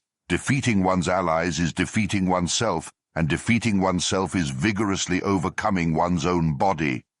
It is as though a man were in the midst of 10,000 allies, but not a one were following him. If one hasn't previously mastered his mind and body, he will not defeat the enemy." During the Shimabara rebellion, his armor being still at the encampment, Shugyo Echizen, no Kami Tananao, participated in the fight dressed only in hakama and haori. It is said that he died in battle in this attire. At the time of the attack on the castle at Shimabara, Tazaki Geki was wearing very resplendent armor. Lord Katsushige was not pleased by this, and after that, every time he saw something showy, he would say, "That's just like Geki's armor." In the light of this story, military armor and equipment that are showy can be seen as being weak and having no strength. By them, one can see through the wearer's heart. When Nabeshima Hizen no Kami Tadanao died, his attendant Ezoi Kinbei took his remains and had them consecrated at Mount Koya. Then, confining himself in a hermitage, he carved a statue of his master and another of himself doing reverence before the master. On the first anniversary of Tadanao's death, he returned to his home and committed oibara. Later, the statue was taken from Mount Koya and was placed at the Kodenji. In the generation of Lord Mitsushige, Oishi Kosuke was at first a foot soldier serving at the side of his master. Whenever Lord Mitsushige was making the trip for his alternate-year residence in Edo, Kosuke would make the rounds around the sleeping quarters of his master, and if he thought a certain area to be insecure, he would spread a straw mat and pass through the night awake by himself. In rainy weather, he would simply wear a bamboo hat and an oil paper raincoat and would stand watch while being pelted by the rain. It is said that to the end he never spent a single night in negligence. When Oishi Kosuke was an uchitonin, a mysterious person sneaked into the area of the maids' chambers late at night. There was a great commotion from upstairs to down, and men and women of all ranks were running about. Only Kosuke was not to be seen. While the senior ladies-in-waiting were searching about, Kosuke yanked his sword from its scabbard and waited quietly in the room next to the master's bedchamber. As all was in confusion, he had felt apprehension for the master and was there to protect him. Because of this, it was said that his viewpoint was quite different. The man who had sneaked in was Narutomi Kichibei. He and his accomplice Hamada Ichizaemon were condemned to death for adultery. Once, when Lord Katsushige was hunting at Nishime, for some reason he got very angry. He drew his sword from his obi, scabbard and all, and began beating Soejima Zenojo with it, but his hand slipped and his sword fell into a ravine. Zenojo, in order to stay with the sword, tumbled down into the ravine and picked it up. This done, he stuck the sword in his lapel, crawled up the precipice, and just as he was, offered the sword to his master. In terms of quick-mindedness and reserve, this was matchless resource. Once, when Master Sano Ukyo was crossing over the Takao River, the bridge was being repaired, and there was one large piling that could not be pulled up. Master Ukyo dismounted, grasped the piling firmly, gave a shout, and began to pull it up. There was a tremendous sound, and although he was able to pull it up to his own height, it would go no further, and thereupon sank. After he returned home, he became sick and suddenly died. At the time of the funeral at the temple in Jobaru, when the funeral procession crossed the Takao Bridge, the corpse leapt from the casket and fell into the river. A 16-year-old acolyte from the Shufukuji immediately jumped into the river and took hold of the dead body. Everyone then ran down into the river and pulled up the corpse. The head monk was very impressed and instructed the other acolytes to be guided by this young man. It is said that he later became a very famous monk. Yamamoto Kichizaemon was ordered by his father Jinemon to cut down a dog at the age of 5, and at the age of 15 he was made to execute a criminal. Everyone, by the time they were 14 or 15, was ordered to do a beheading without fail.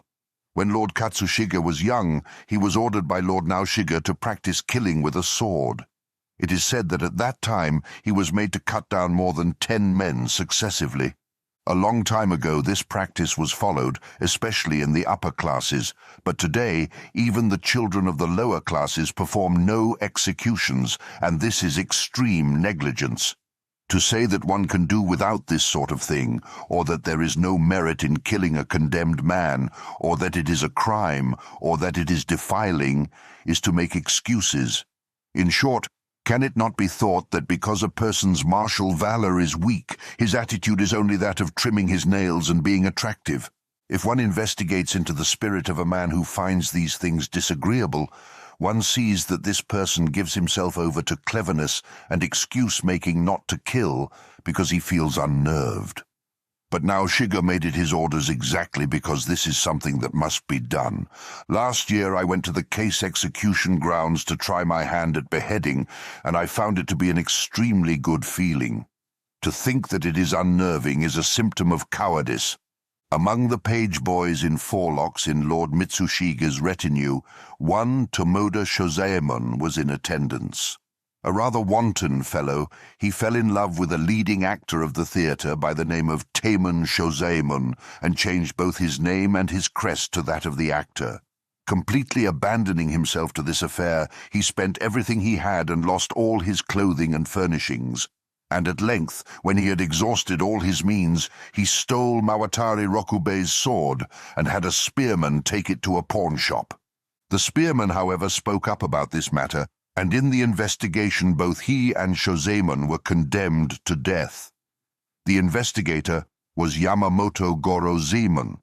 When he read the report, he spoke in a loud voice and said, "The man who accuses the defendant is Spearman so-and-so." Mitsushige responded quickly, "Put him to death." When it came time to announce his fate to Shozaemon, Gorozemon came in and said, "There is now nothing left to be done for you. Prepare yourself for your place of death." Shozaemon settled himself and said, "Very well. I understand what you have said and am grateful for your words." Due to somebody's trickery, however, while a kaishaku was introduced to Shozaemon, it was arranged that a foot soldier, Nyozuka Rokuamon, was to step from the side and decapitate him. Repairing to the execution grounds where the kaishaku stood opposite him, Shozaemon saluted him with extreme calm. But just then, seeing Nyozuka drawing his sword, he jumped up and said, "Who are you? I'll never let you cut off my head." From that point on, his peace of mind was shattered and he showed terrible cowardice. Finally, he was brought to the ground, stretched out, and decapitated. Gorozaemon later said secretly, if he hadn't been deceived, he would have probably met his death well. Noda Kizaemon said about the function of kaishaku, when a man who has come to his place of death loses his wits and is crawling about, it is likely some damage will be done when it comes time to perform kaishaku. At such a time, first wait a bit, and by some means gather your strength. Then, if you cut by standing firm and not missing the chance, you will do well. In the generation of Lord Katsushige, there were retainers who, regardless of high or low rank, were requested to work before the master from the time they were young. When Shiba Kizaemon was doing such service, once the master was clipping his nails and said, "Throw these away." Kizaemon held them in his hand but did not stand up, and the master said, "What's the matter?" Kizaemon said, "There's one missing." The master said, "Here it is," and handed over the one that he had hidden. Sawabe Haizaemon was ordered to commit seppuku on the 11th day of the 11th month in the 2nd year of Tenna. As this became known to him on the night of the 10th, he sent a request to Yamamoto Tsunetomo to be kaishaku. The following is a copy of Yamamoto's reply. Tsunetomo was 24 years old at this time. "I am in accord with your resolution and accept your request for me to function as kaishaku. I instinctively felt that I should decline, but as this is to take place tomorrow, there is no time for making excuses, and I will undertake the job. The fact that you have chosen me from among many people is a great personal satisfaction to me. Please set your mind at ease concerning all that must follow. Although it is now late at night, I will come to your house to talk over the particulars." When Haizaemon saw this reply, it is said that he remarked, "This is a matchless letter." From ages past it has been considered ill-omened by samurai to be requested as kaishaku. The reason for this is that one gains no fame even if the job is well done, and if by chance one should blunder, it becomes a lifetime disgrace. Once, when Tanaka Yahei was attending to affairs in Edo, one of his menials was rather insolent, and Yahei scolded him severely. Late that night, Yahei heard the noise of someone coming up the stairs. He felt this to be suspicious and quietly got up. With short sword in hand, he asked who was there, and it turned out to be the menial whom he had scolded previously, secretly holding a short sword. Yahei leapt down and with a single stroke cut the man down. I heard many people later state that he had had good luck. A certain Master Tokuhisa was born quite different from other people and looked to be a bit moronic. Once a guest was invited and mudfish salad was served. At that time everyone said, "Master Tokuhisa's mudfish salad," and laughed. Later, when he was in attendance and a certain person made fun of him by quoting the above remark, Tokuhisa pulled out his sword and cut the man down. This event was investigated, and it was stated to Lord Naoshige, "Seppuku is recommended because this was a matter of rashness within the palace." When Lord Naoshige heard this, he said, "To be made fun of and remain silent is cowardice. There is no reason to overlook this fact because one is within the palace. A man who makes fun of people is himself a fool. It was his own fault for being cut down." Once, when Nakano Mokunosuke boarded a small boat on the Sumida River to enjoy the coolness, a rogue got in too and committed all manner of rude acts. When Mokunosuke saw that the rogue was relieving himself over the side of the boat, he cut the man's head off and it fell into the river. So that people would not notice this, he quickly covered the body with various things. He then said to the boatman, "This matter should not become known. Row up to the upper reaches of the river and bury the corpse. I shall naturally pay you well." The boatman did as he was told, but in the lagoon where the body was buried, Mokunosuke cut off the head of the boatman and returned directly. It is said that this fact never became known publicly.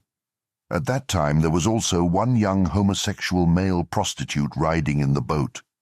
Mokunosuke said, "That fellow was a man too. It is best to learn how to cut a man while one is still young, and so the man cut the corpse once. Because of that, the young man said nothing later on. It is said that every time the late Okihiobu's group gathered, and after all their affairs were finished, he would say, "Young men should discipline themselves rigorously in intention and courage. This will be accomplished if only courage is fixed in one's heart. If one's sword is broken, he will strike with his hands. If his hands are cut off, he will press the enemy down with his shoulders. If his shoulders are cut away, he will bite through 10 or 15 enemy necks with his teeth. Courage is such a thing." Shida Kichinosuke said, "At first it is an oppressive thing to run until one is breathless, but it is an extraordinarily good feeling when one is standing around after the running. More than that, it is even better to sit down. More than that, it is even better to lie down. And more than that, to put down a pillow and sleep soundly is even better. A man's whole life should be like this, to exert oneself to a great extent when one is young and then to sleep when he is old or at the point of death is the way it should be. But to first sleep and then exert oneself, to exert oneself to the end, and to end one's whole life in toil, is regrettable." Shimomura Rokuruemon told this story. A saying of Kichinosuke's that is similar to this is, "A man's life should be as toilsome as possible." When Ueno Rihei was overseer of accounting in Edo, he had a young assistant whom he treated in a very intimate way. On the first night of the 8th month, he went drinking with Hashimoto Taemon, an overseer of foot soldiers, and got so drunk that he lost good sense. He accompanied his young assistant back home, babbling on in a drunken manner, and when they arrived there, Rihei said that he was going to cut the assistant down. The assistant pushed away the tip of Rihei's scabbard. They grappled, and both fell into the gutter with the assistant on top, pushing Rihei down. At this time, Rihei's servant ran up and asked, "Is Master Rihei on the top or on the bottom?" When Rihei replied, "I'm on the bottom," the servant stabbed the assistant once. The assistant got up, and as his wound was light, ran away. When the affair was brought under investigation, Rihei was put into confinement at the Neikiyama prison and was condemned to capital punishment by beheading. Before this, when he was positioned in Edo and living in a rented house in the merchants' district, a servant had opposed him and he had cut him down. But he had acted in a good way at that time, and people said that he had acted like a man. This time, however, his actions were outrageous and were certainly unnecessary. If one thinks about this well from beginning to end, to get so drunk as to draw one's sword is both cowardice and lack of resolve. Rihei's servant was a man from Taku, but his name is not remembered. Though he was a member of the lower classes, he was a brave man. It is said that Taemon committed suicide during the investigation. In the 12th section of the 5th chapter of the Roankyo by Suzuki Shosan, there is this story. In the province of Hizen, there was a certain man from Taku who, although he had contracted smallpox, was considering joining the forces attacking the castle at Shimabara. His parents earnestly tried to get him to desist, saying, "With such a grave illness, even if you should get there, how could you be of any use?" He replied, "It would be to my satisfaction to die on the way. After having received the warm benevolence of the master, should I tell myself that I will be of no use to him now?" And he left for the front. Although it was winter camp and the cold was extreme, he did not pay any attention to his health, and neither put on many layers of clothing nor took off his armor day or night. Moreover, he did not avoid uncleanliness, and in the end recovered quickly and was able to fulfill his loyalty completely. So to the contrary of what you would expect, it cannot be said that one is to despise uncleanliness. When I, Suzuki Shosan, heard this, I said, "Was it not a cleansing act to throw away his life for his master? For a man who will cut off his life for the sake of righteousness, there is no need to call upon the god of smallpox. All the gods of heaven will protect him." Lord Katsushige said, "Whether a man of Hizen holds death in regret or not is not a matter of concern. What I worry about is that people will not take to heart the command to keep the rules of manners and etiquette correctly. I'm afraid that the entire clan, our relatives and elders, out of too much earnestness, will feel that the command to keep correct etiquette is an exaggeration. Up to now there have existed men who were used to these things, and even if etiquette was slightly wrong, they could remember the correct way, and the matter was settled. I have given this command because people are negligent in affairs of this sort. During the Genroku period, there was a samurai of low rank from the province of Ise by the name of Suzuki Rokubei. He was ill with a severe fever, and his consciousness became dim. At that time, a certain male nurse was unexpectedly stricken with greed and was about to open up the ink box and steal the money that was kept in it. Just then, the sick man suddenly stirred, took the sword from the base of his pillow, and in a sudden attack cut the man down with one blow. With that, the sick man fell back and died. By this act, Rokubei seemed to be a man of principled disposition. I heard this story in Edo. But later, when I was serving in the same province with a Dr. Natsuka, who was also from the province of Ise, I asked him about it, and indeed he knew the story and said that it was true. Chapter 8. On the night of the 13th day of the 9th month in the 4th year of Teikyo, there was a group of 10 no-actors moon-viewing at the house of Nakayama Mosuke, a foot soldier, in Sayanomoto. Beginning with Naotsuka Kanzemon, they all began to make fun of the foot soldier Araki Kyuzemon because he was so short. Araki became angry, killed Kanzemon with his sword, and then began striking at the others. Though he suffered a severed hand, Matsumoto Rokuzemon came down into the garden, seized Araki from behind with his other hand, and said, "As for the likes of you, I'll twist your head off with one hand." Grabbing away Araki's sword, he pushed him to the doorsill and pressed him down with his knee. But as he seized him by the neck, he became faint and was quickly overpowered. Araki quickly sprang back and again began to strike at those around him, but now Master Hayata, later known as Jirozemon, met him with a spear. In the end, he was overpowered by a number of men. Following this, Araki was made to commit seppuku, and the others who were involved were all made ronin on account of their indiscretion, but Hayata was later pardoned. As Tsunetomo does not remember this story clearly, one should ask around about it. Some years ago there was a sutra reading at the Jisuan in Kawakami. 5 or 6 men from Konyamachi and the area of Toshiro had gone to the service, and on their way home passed some time drinking. Among them was one of Kizuka Kyuzaemon's retainers who, having some reason for doing so, turned down his companion's invitation to join them and returned home before nightfall.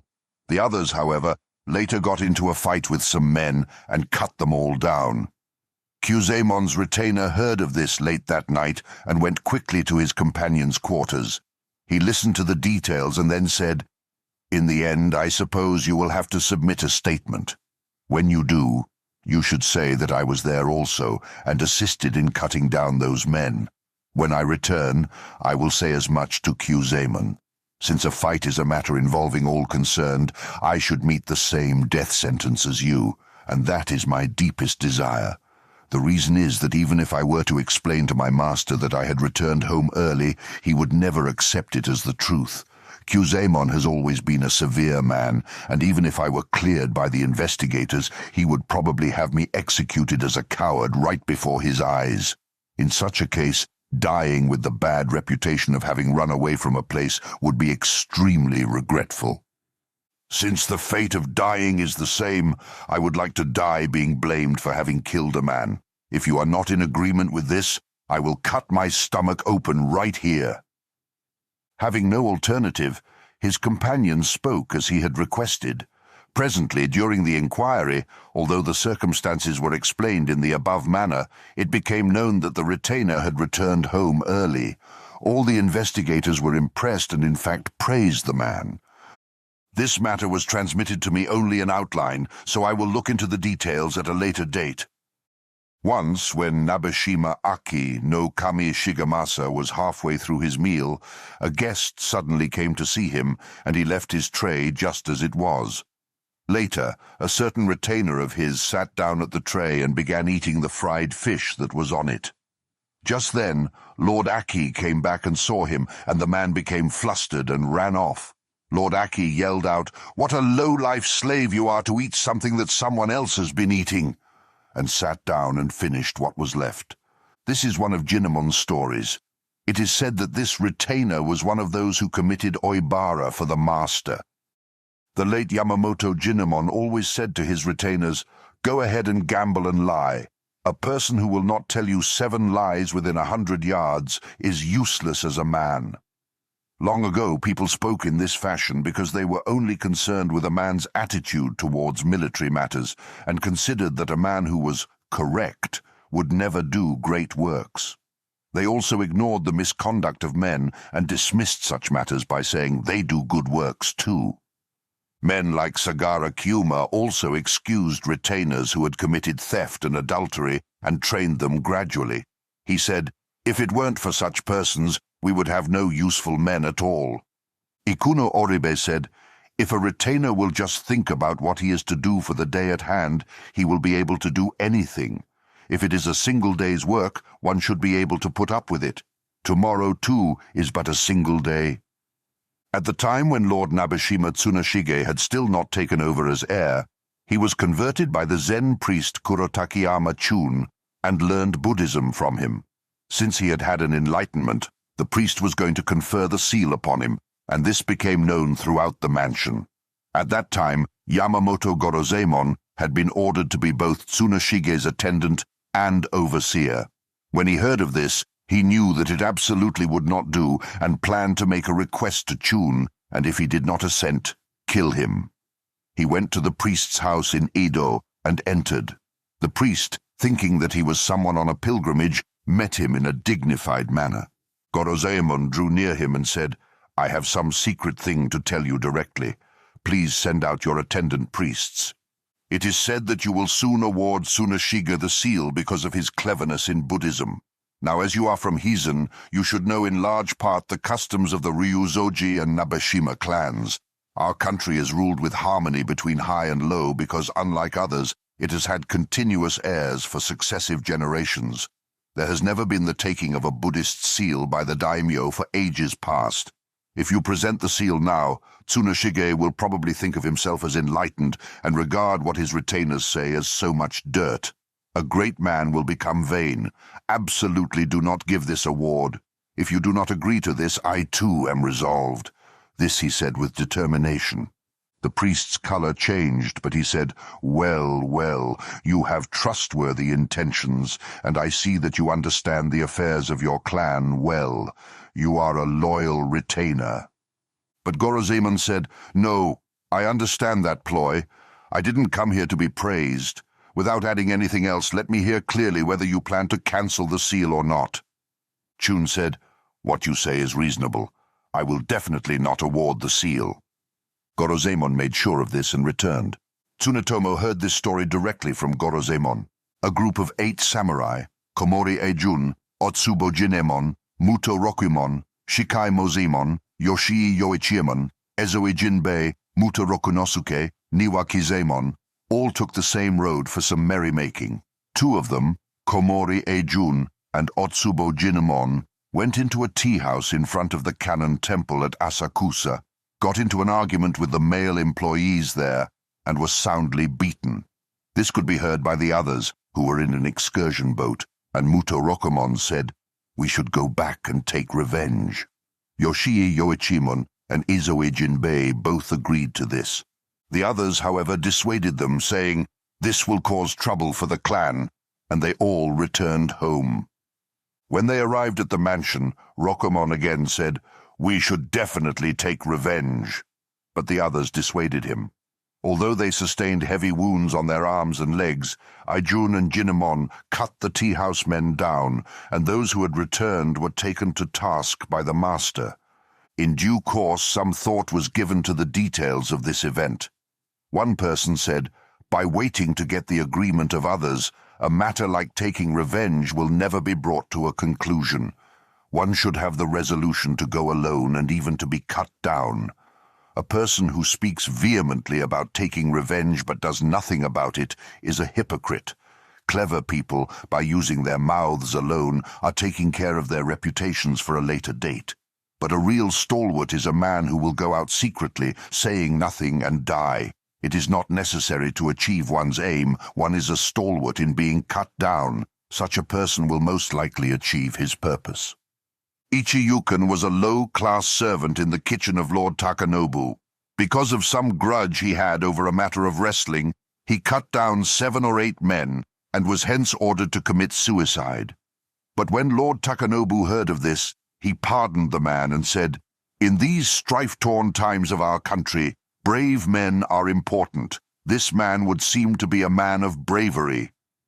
Consequently, at the time of the action around the Uji River, Lord Takanobu took Ichiyuken along, and the latter earned unrivaled fame, advancing deep into the lead and plundering the enemy every time. At the Battle of Takagi, Ichiyuken went so far into the enemy lines that Lord Takanobu felt regret and called him back. Since the vanguard had been unable to advance, only by quickly dashing out was he able to grab Ichiyuken by the sleeve of his armor. At that time, Ichiyuken's head had suffered many wounds, but he had stopped them up with green leaves, which he bound with a thin towel. On the first day of the attack on Hara Castle, Tsuruta Yashichibei went as a messenger from Lord Mimasaka to Okihiobu, but as he was delivering the message, he was shot through the pelvic region by a bullet fired from the castle and instantly fell on his face. He got up again and delivered the rest of the message, was felled a second time, and died. Yashichibei's body was carried back by Taira Senbei.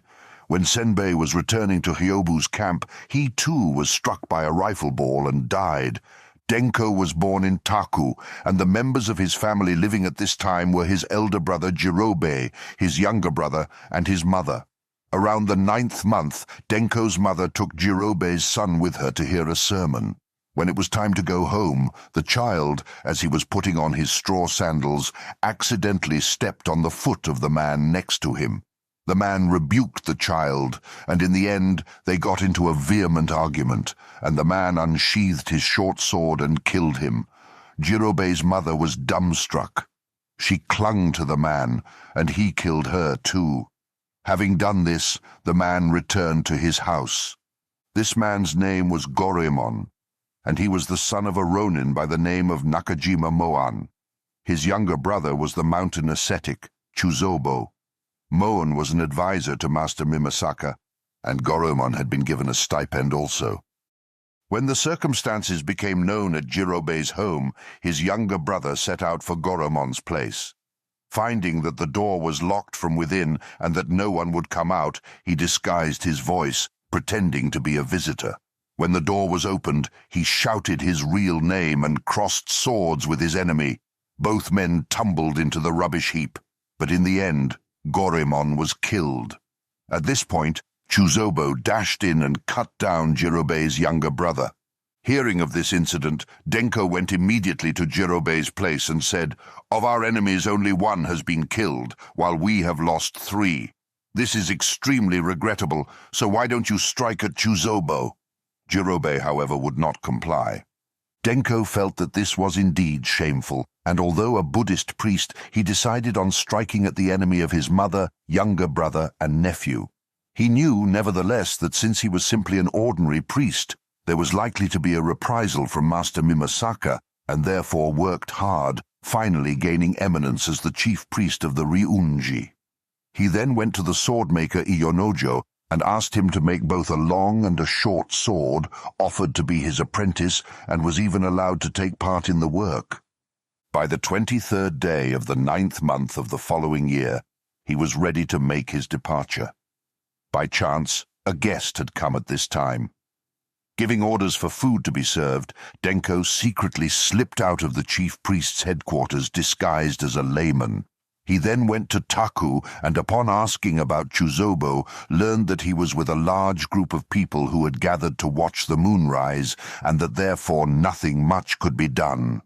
Unwilling to let time pile up, he felt that it would be fulfilling his basic desire to strike at the father, Moan. Going to Moan's house, he forced his way into the sleeping chambers, announced his name, and when the man began to get up, stabbed and killed him. When the people of the neighborhood came running and surrounded him, he explained the situation, threw away both long and short swords, and returned home. News of this preceded him to Saga, and a good number of Denko's parishioners came out quickly and accompanied him on his return. Master Mimasaka was quite outraged, but as Denko was the chief priest of a Nabeshima clan temple, there was nothing to be done. Finally, through the offices of Nabeshima Toneri, he sent word to Tannen, the chief priest of the Kodenji, saying, "When a priest has killed a man, he should be given a sentence of death." Tannen's reply was, "The punishment for one within the religion will be in accordance with the feelings of the Kodenji. Kindly do not interfere." Master Mimasaka became even angrier and asked, "What sort of punishment will this be?" Tannen replied, "Although it is profitless for you to know, you are forcing the question, so I will give you an answer. The Buddhist law is that an apostate priest is deprived of his robes and driven out. Denko's robes were taken from him at the Kodenji, and when he was to be driven out, some novices put on their long and short swords, and a great number of parishioners came to protect him, accompanying him as far as Todoroki. On the road, a number of men who looked like hunters appeared and asked if the party had come from Taku. Thereafter, Denko lived in Chikuzen, was well received by all, and was on friendly terms with samurai as well. This story was widely circulated, and it is said that he was treated kindly everywhere. Hori Sanemon's misdeed was robbing the Nabeshima warehouse in Edo of its money and fleeing to another province. He was caught and confessed. Thus it was pronounced, "Because this is a grave crime, he should be tortured to death." And Nakano Daigaku was ordered to be the official who verified the execution. At first all the hairs on his body were burned off and his fingernails were pulled out. His tendons were then cut. He was bored with drills and subjected to various other tortures. Throughout he did not flinch once, nor did his face change color. In the end his back was split, he was boiled in soy sauce, and his body was bent back in two. Once, when Fukuchi Rokuruemon was leaving the castle, the palanquin of what appeared to be a rather upper-class woman was passing in front of Master Taku's mansion, and a man who was standing there made the proper salutation. A halberd carrier who was with the palanquin procession, however, said to the man, "You didn't bow low enough," and struck him on the head with the handle of his halberd. When the man wiped his head, he found that he was bleeding. In just that condition, he stood up and said, "You have committed an outrageous act, even though I was courteous. A regrettable piece of luck." So saying, he cut the halberd carrier down with a single blow. The palanquin continued on to wherever it was going, but Rokuruemon unsheathed his spear, stood before the man and said, "Put away your sword. Within the castle grounds it is forbidden to go about holding a naked blade." The man said, "What happened now was unavoidable, and I was compelled by the circumstances. Certainly you could see that this was so. Although I would like to sheathe my sword, it is difficult to do so due to the tone of your words. It is unpleasant, but I shall be glad to accept your challenge." Rokuruemon immediately threw down his spear and said courteously, "What you have said is reasonable. My name is Fukuchi Rokuruemon. I will bear witness that your conduct was quite admirable. Moreover, I will back you up even if it means forfeiting my life. Now put away your sword." "With pleasure," the man said, and sheathed his sword. On being asked where he was from, the man replied that he was a retainer of Taku Nagato no Kami Yasutoshi. Therefore Rokuruemon accompanied him and explained the circumstances.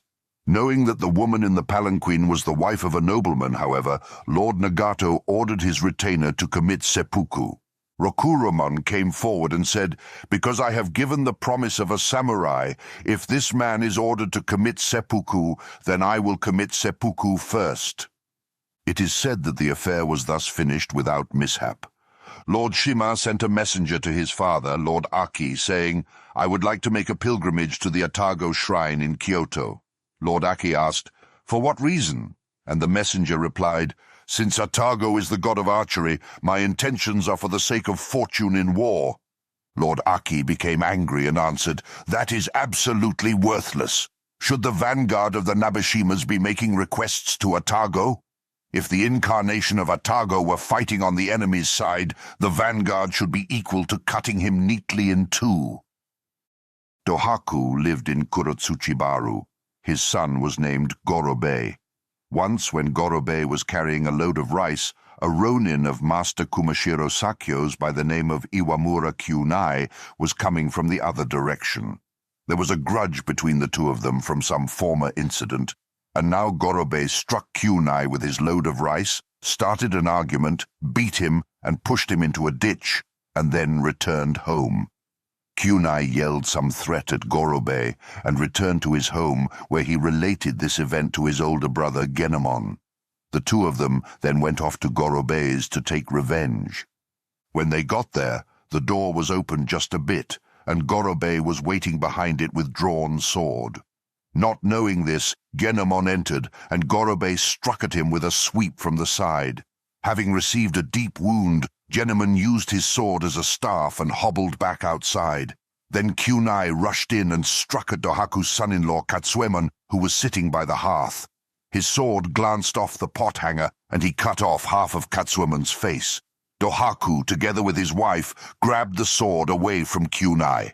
Kyunai apologized and said, "I have already achieved my purpose. Please give me back my sword, and I will accompany my brother home."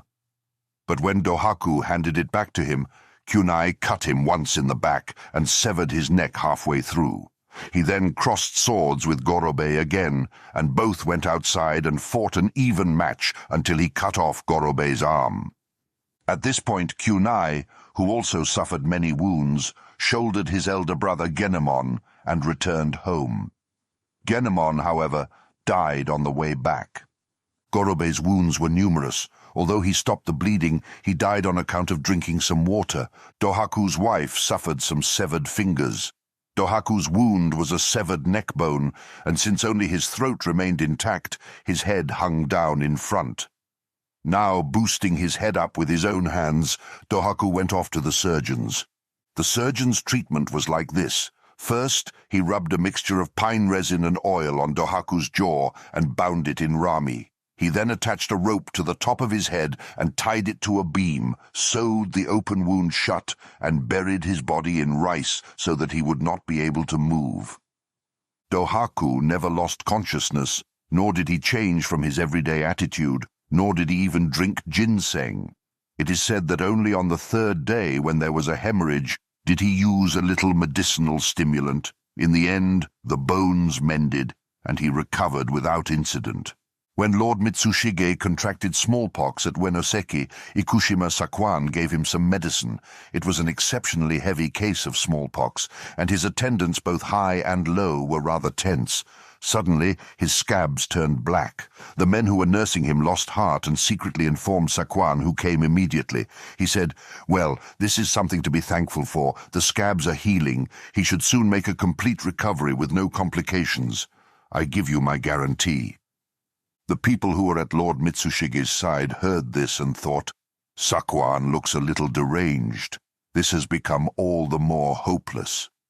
Sakwan then set folding screens around, came out after a while, and fed Lord Mitsushige one packet of medicine. Very quickly the patient's scabs healed, and he made a complete recovery. Sakwan later confided to someone, "I gave the master that one packet of medicine, resolved that, as I was undertaking this treatment alone, if he did not recover, I would quickly cut open my stomach and die with him." When Nakano Takumi was dying, his whole house gathered, and he said, "You should understand that there are 3 conditions to the resolution of a retainer. They are the condition of the master's will, the condition of vitality, and the condition of one's death."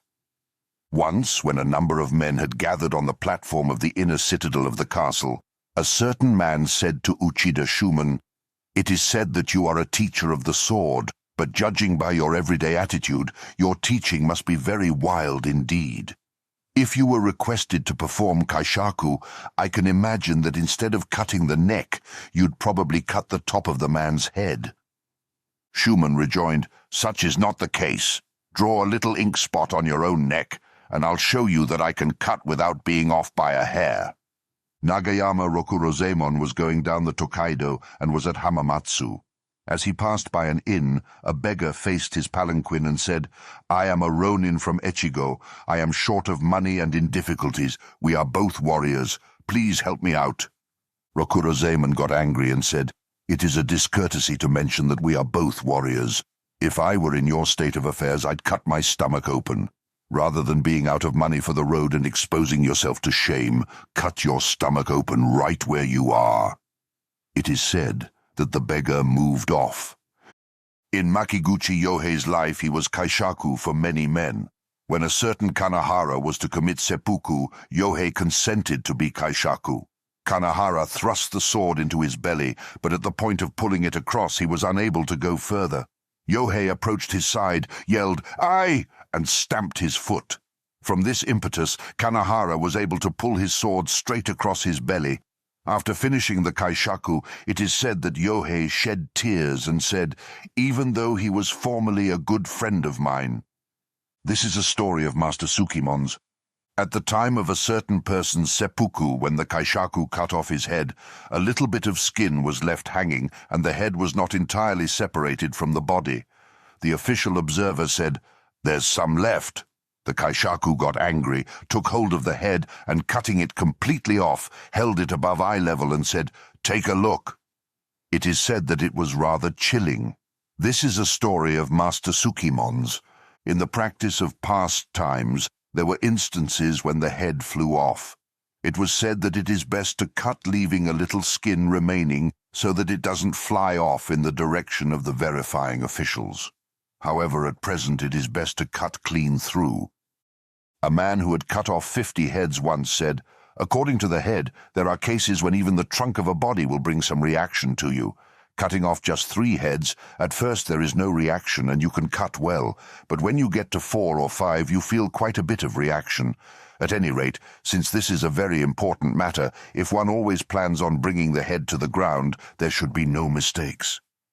When Lord Nabeshima Tsunashige was a child, Iwamura Kuranosuke was ordered to the position of elder. On one occasion, Kuranosuke saw that there were gold coins before the young Tsunashige and asked the attending retainer, "For what reason have you brought these out before the young master?" The attendant replied, "The master just now heard that a gift had been brought for him. He said that he had not yet seen it, so I brought it out for him." Kuranosuke scolded the man severely, saying, "To place such base things before a person of importance is the extremity of carelessness. You may also consider them something not to be put before the Lord's Son. Attending retainers should henceforth be very mindful of this." Another time, when Lord Tsunashige was about 20 years old, he once went to the mansion at Nekiyama for some diversion. As the party neared the mansion, he asked for a walking stick. His sandal carrier, Miura Jibuzaemon, fashioned a stick and was about to give it to the young lord. Kuranosuke saw this, quickly took the stick from Jibuzaemon and scolded him severely, saying, "Will you make our important young lord a sluggard? Even if he should ask for a stick, it should not be given to him. This is carelessness on the part of the attending retainer." Jibuzaemon was later promoted to the rank of Tikiari, and Tsunetomo heard this story directly from him. Chapter 9. When Shimamura Shun was on service at the castle, Lord Naoshige said, "How wonderful it is that Katsushige is so vigorous and powerful for his age. In wrestling with his peers, he even beat those who are older than he is." Shun replied, "Even though I'm an old man, I'll bet I'm best at seated wrestling." So saying, he jerked up Katsushige and threw him so forcefully that it hurt. He then said, "To be prideful about your strength while your mettle is not yet established is likely to bring you shame in the midst of people. You are weaker than you look." Then he withdrew. At the time when Matsuda Yohei was an intimate friend of Ishii Jinku's, there developed some bad feelings between the former and Nozoe Jinbei. Yohei sent word to Jinbei saying, "Please come and I will settle this matter once and for all." Then he and Jinku set out together, and coming to the Yamabushi mansion at Kihara, they crossed the only bridge there was and destroyed it. Talking over the circumstances of the discord, they examined them from all sides and found no reason to fight. But when they decided to turn around and go home, there was, of course, no bridge.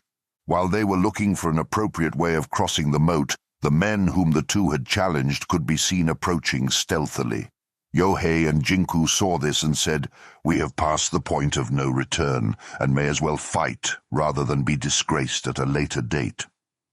The battle lasted for some time. Seriously wounded, Yohei fell down between two fields. Jinbei also received a deep wound, and with blood flowing into his eyes was unable to find Yohei. While Jinbei thus searched about blindly, Yohei was able to hold him off from his prone position and in the end cut him down. But when he attempted to deliver the finishing blow, having no strength left in his hand, he pierced Jinbei's neck by pushing the sword with his foot. At this point, friends arrived and accompanied Yohei back. After his wounds healed, he was ordered to commit seppuku. At that time he called his friend Jinku, and they drank a farewell cup together. Okubo Toemon of Shioda ran a wine shop for Nabeshima Kenmotsu. Lord Naomori, the son of Nabeshima Kai no Kami, was a cripple and confined indoors in a place called Mino. He harbored wrestlers and liked rowdies. The wrestlers would often go to nearby villages and cause disturbances. One time they went to Tomon's place, drank sake and talked unreasonably, bringing Tomon into an argument. He met them with a halberd, but as there were two of them, he was cut down. His son, Kanosuke, was 15 years old and was in the midst of studies at the Hoseiji when he was informed of the incident. Galloping off, he took a short sword about 16 inches in length, joined combat with the two big men, and in a short time finished them both off. Although Kanosuke received 13 wounds, he recovered. Later, he was called Doko and is said to have become very adept at massage. It is said that the late Tokunaga Kichizaemon repeatedly complained, "I've grown so old that now, even if there were to be a battle, I wouldn't be able to do anything. Still, I would like to die by galloping into the midst of the enemy and being struck down and killed. It would be a shame to do nothing more than to die in one's bed." It is said that the priest Gyojaku heard this when he was an acolyte. Gyojaku's master was the priest Yomon, who was Kichizaemon's youngest child. When Sagara Kyuma was requested to become a chief retainer, he said to Nabeshima Heizaemon, "For some reason I have been increasingly well treated by the master, and now have been requested to take a high rank. Not having a good retainer, my affairs are liable to be in disorder. It is my request that you give me your retainer, Takase Jibuzaemon." Heizaemon listened to him and consented, saying, "It is very gratifying that you have kept an eye on my retainer. I will therefore do as you ask." But when he related this to Jibuzaemon, the latter said, "I should reply directly to Master Kyuma." He then went to Kyuma's place and talked with him. Jibuzaemon told Kyuma, "I know it is a great honor that you have thought well of me and have made this request. But a retainer is a person who cannot change masters. As you are of high rank, if I were to become your retainer, my life would be replete, but that repleteness would be a vexation to me. Because Heizaemon is of low rank and is hard-pressed, we live by eating cheap rice gruel. Yet that is sweet enough. Please think this over." Kyuma was extremely impressed. A certain man went off somewhere and on returning home late at night found that a strange man had slipped into the house and was committing adultery with his wife. He thereupon killed the man. He then broke down a wall and propped up a bale of rice, and by this arrangement submitted to the authorities that he had killed a thief. Thus it went without mishap. After some time had passed, he divorced his wife, and the affair was finished. When a certain person returned home from some place or other, he found his wife committing adultery with a retainer in the bedroom. When he drew near the two, his retainer fled through the kitchen. He then went into the bedroom and slew his wife. Calling the maidservant, he explained what had happened and said, "Because this would bring shame to the children, it should be covered up as death by illness, and I will need considerable help. If you think that this is too much for you, I may as well kill you too for your part in this serious crime." She replied, "If you will spare my life, I will go on as if I don't know anything." She rearranged the room and set out the corpse in its nightclothes.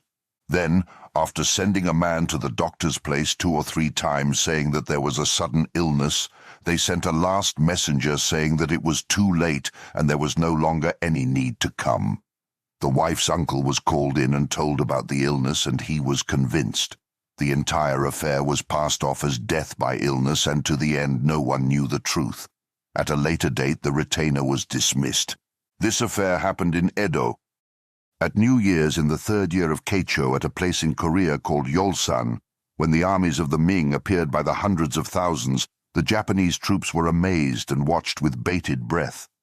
Lord Naoshige said, "Well, well, that's a great number of men. I wonder how many hundreds of thousands there are." Jinemon said, "In Japan, for something that's numberless, we say as many as the hairs on a 3-year-old calf. This would certainly live up to the number of hairs on a 3-year-old calf."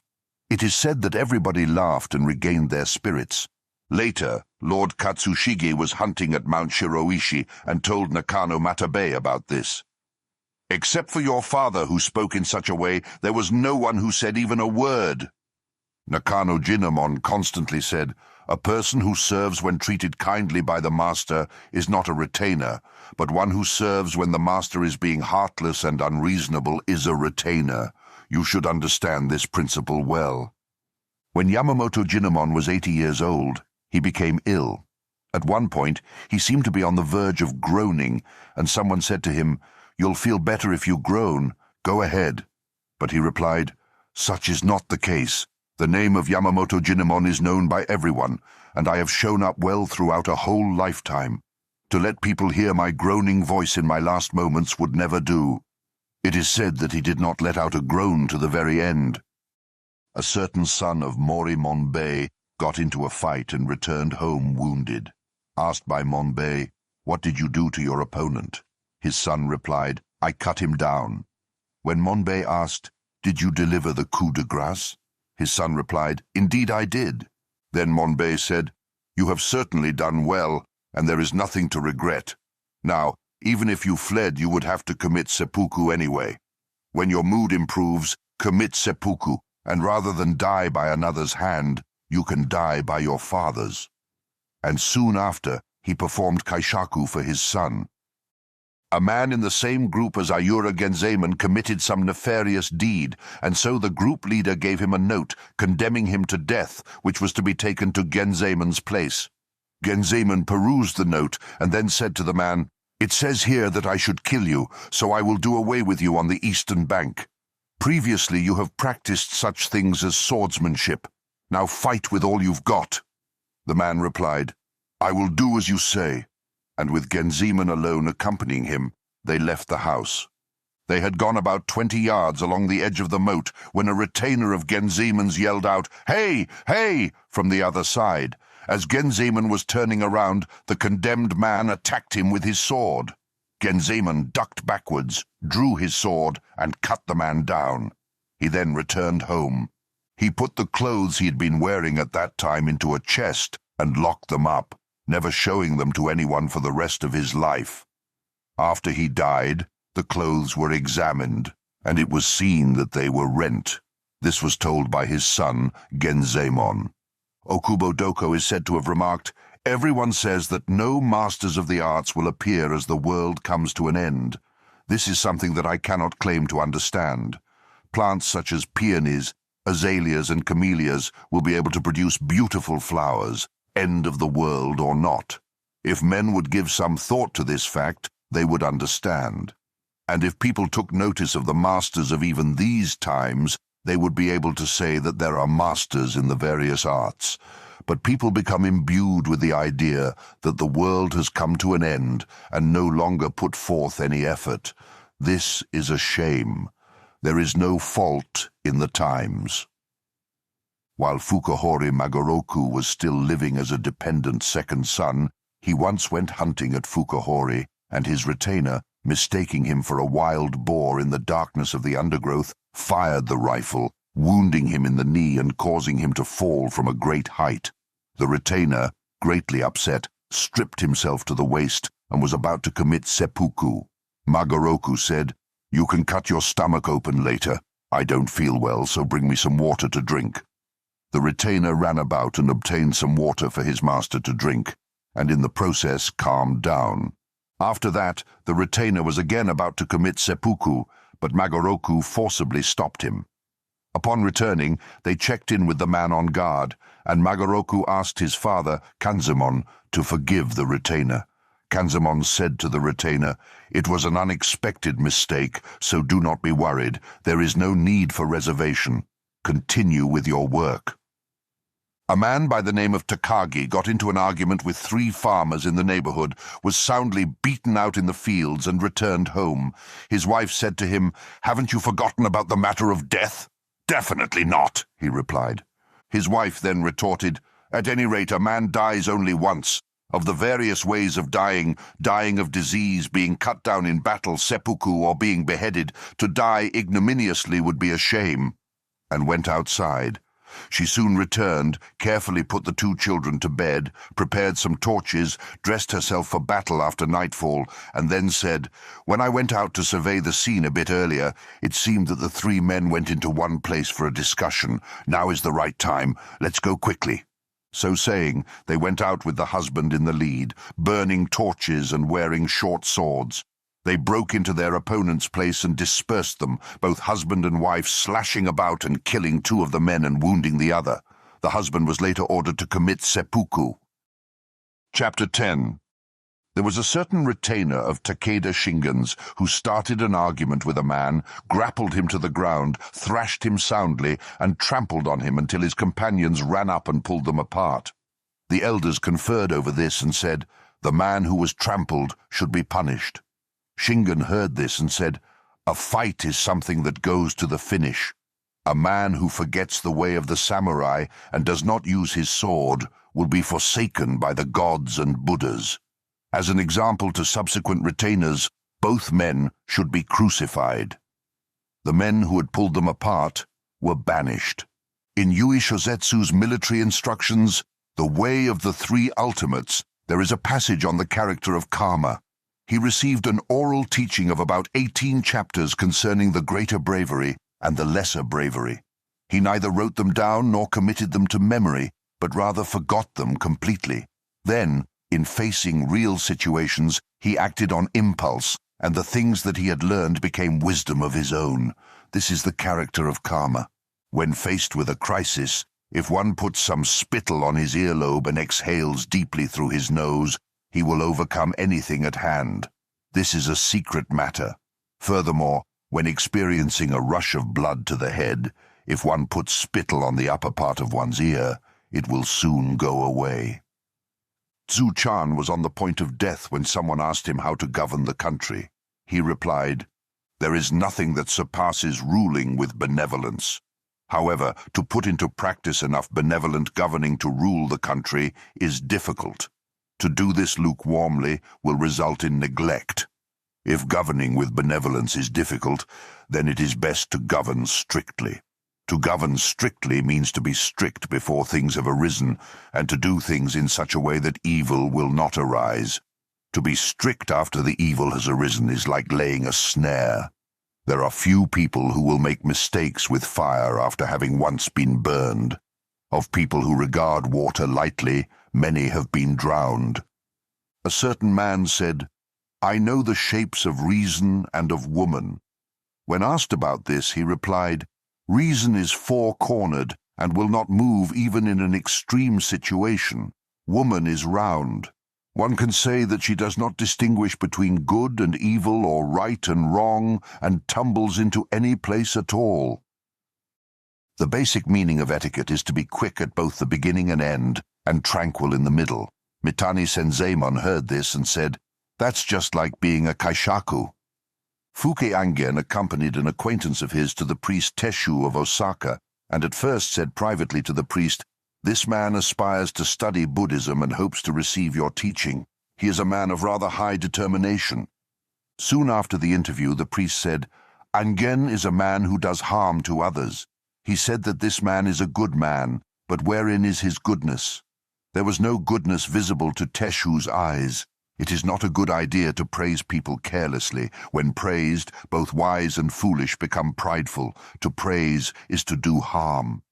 When Hotakaga no Kami Masamori was a page to the shogun, he was so headstrong that the shogun wished to test what was at the bottom of his heart. To do this, the shogun heated a pair of tongs and placed them in the hearth. Masamori's custom was to go to the other side of the hearth, take the tongs, and greet the master.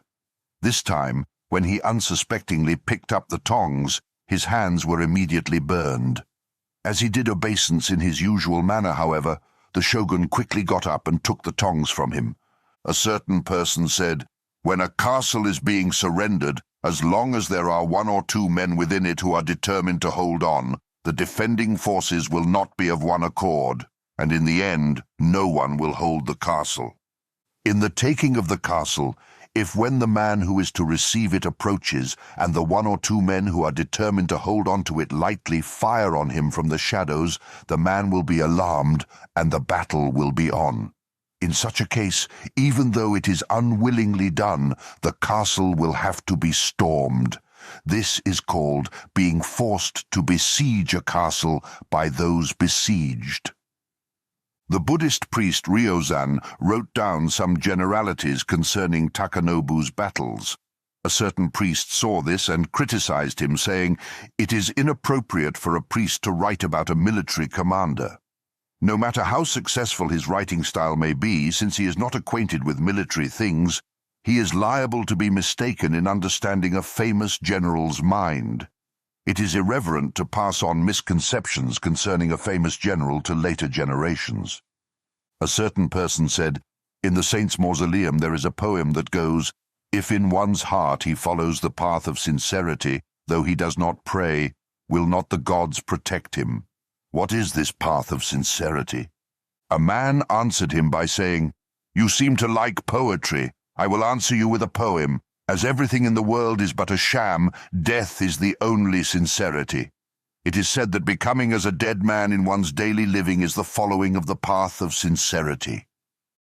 If you cut a face lengthwise, urinate on it, and trample on it with straw sandals, it is said that the skin will come off." This was heard by the priest Gyojaku when he was in Kyoto. It is information to be treasured. One of Matsudaira Sagami no Kami's retainers went to Kyoto on a matter of debt collection and took up lodgings by renting living quarters in a townhouse. One day, while standing out front watching the people go by, he heard a passerby say, "They say that Lord Matsudaira's men are involved in a fight right now." The retainer thought, "How worrisome that some of my companions are involved in a fight. There are some men to relieve those at Edo staying here. Perhaps these are the men involved." He asked the passerby of the location, but when he arrived out of breath, his companions had already been cut down and their adversaries were at the point of delivering the coup de grace. He quickly let out a yell, cut the 2 men down, and returned to his lodgings. This matter was made known to an official of the shogunate, and the man was called up before him and questioned. "You gave assistance in your companion's fight, and thus disregarded the government's ordinance. This is true beyond a doubt, isn't it?" The man replied, "I am from the country, and it is difficult for me to understand everything that your honor is saying. Would you please repeat that?" The official got angry and said, "Is there something wrong with your ears? Didn't you better fight, commit bloodshed, disregard the government's ordinance, and break the law?" The man then replied, "I have at length understood what you are saying. Although you say that I have broken the law and disregarded the government's ordinance, I have by no means done so. The reason for this is that all living things value their lives, and this goes without saying for human beings. I, especially, value my life.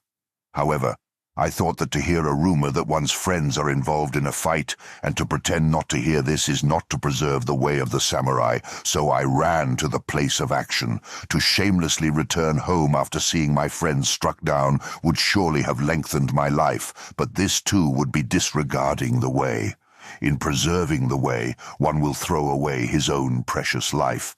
Thus, in order to preserve the way of the samurai and not to disregard the samurai ordinances, I quickly threw away my life at that place. I beg that you execute me immediately." The official was very impressed and later dismissed the matter, communicating to Lord Matsudaira, You have a very able samurai in your service. Please treasure him."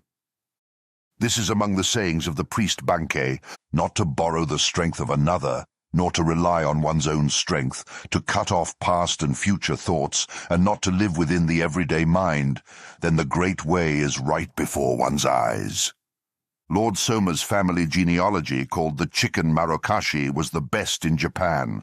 One year, when his mansion suddenly caught fire and was burning to the ground, Lord Soma said, "I feel no regret about the house and all its furnishings, even if they burn to the very last piece, because they are things that can be replaced later on. I only regret that I was unable to take out the genealogy, which is my family's most precious treasure." There was one samurai among those attending him who said, "I will go in and take it out." Lord Soma and the others all laughed and said, "The house is already engulfed in flames. How are you going to take it out?" Now this man had never been loquacious, nor had he been particularly useful, but being a man who did things from beginning to end, he was engaged as an attendant. At this point he said, "I have never been of use to my master because I'm so careless, but I have lived resolved that someday my life should be of use to him. This seems to be that time." And he leapt into the flames. After the fire had been extinguished, the master said, "Look for his remains.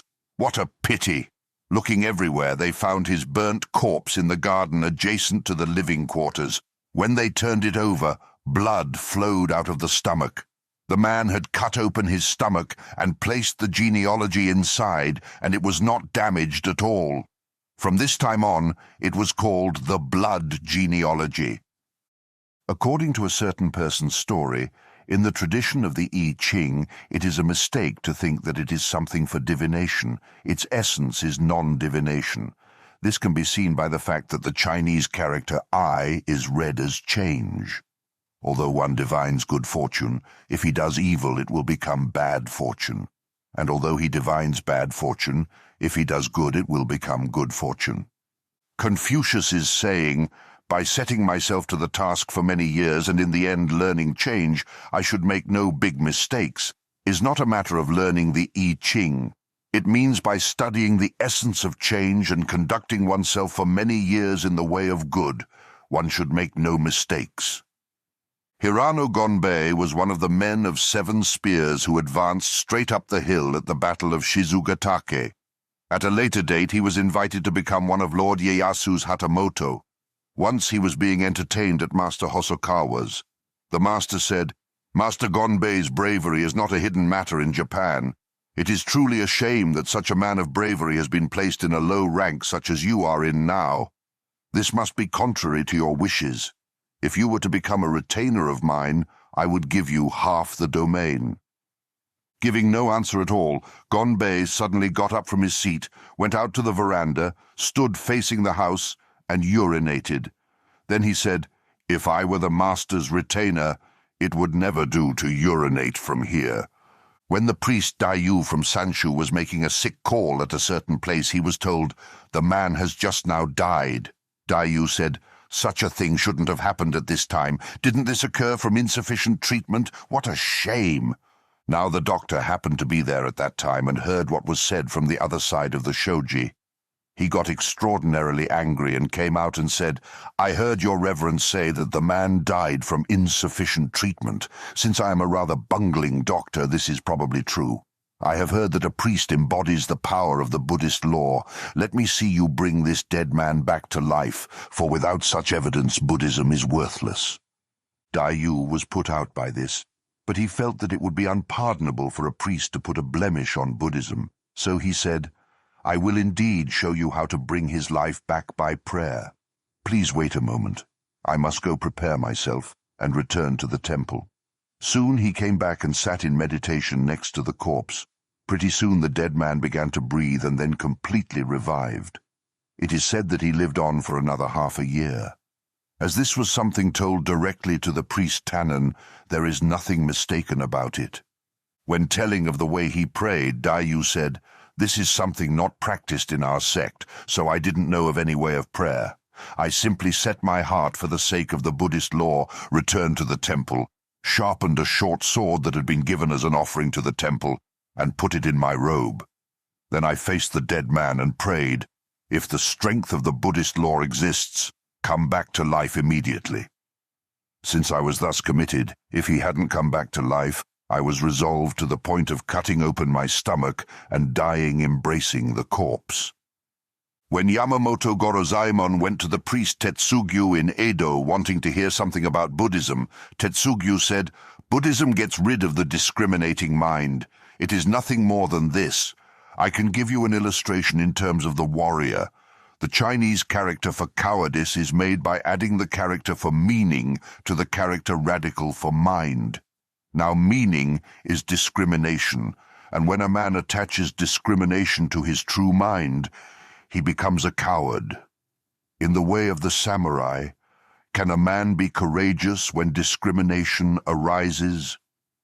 I suppose you can get the idea from this. According to what one of the elders said, taking an enemy on the battlefield is like a hawk taking a bird. Even though it enters into the midst of 1,000 of them, it gives no attention to any bird other than the one that it has first marked.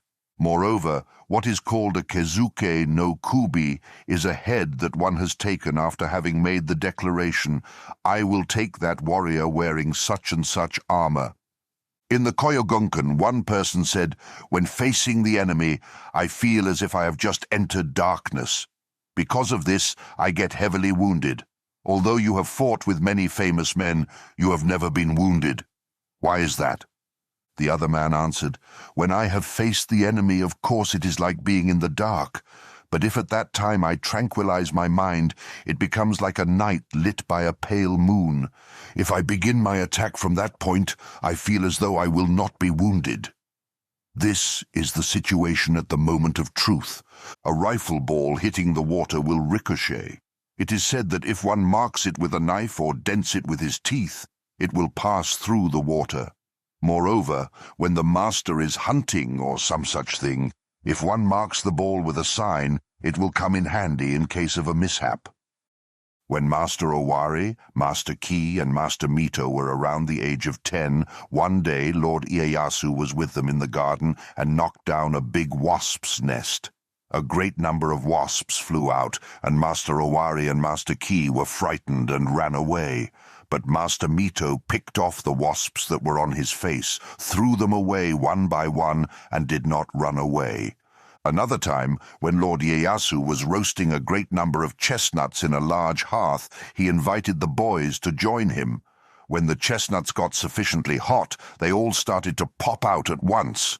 2 of the boys were frightened and moved away. Master Mito, however, not the least bit frightened, picked up the ones that had popped out and threw them back into the hearth. In order to study medicine, Eguchi Toan went to old Yoshida Ichian's place in the Bancho area of Edo.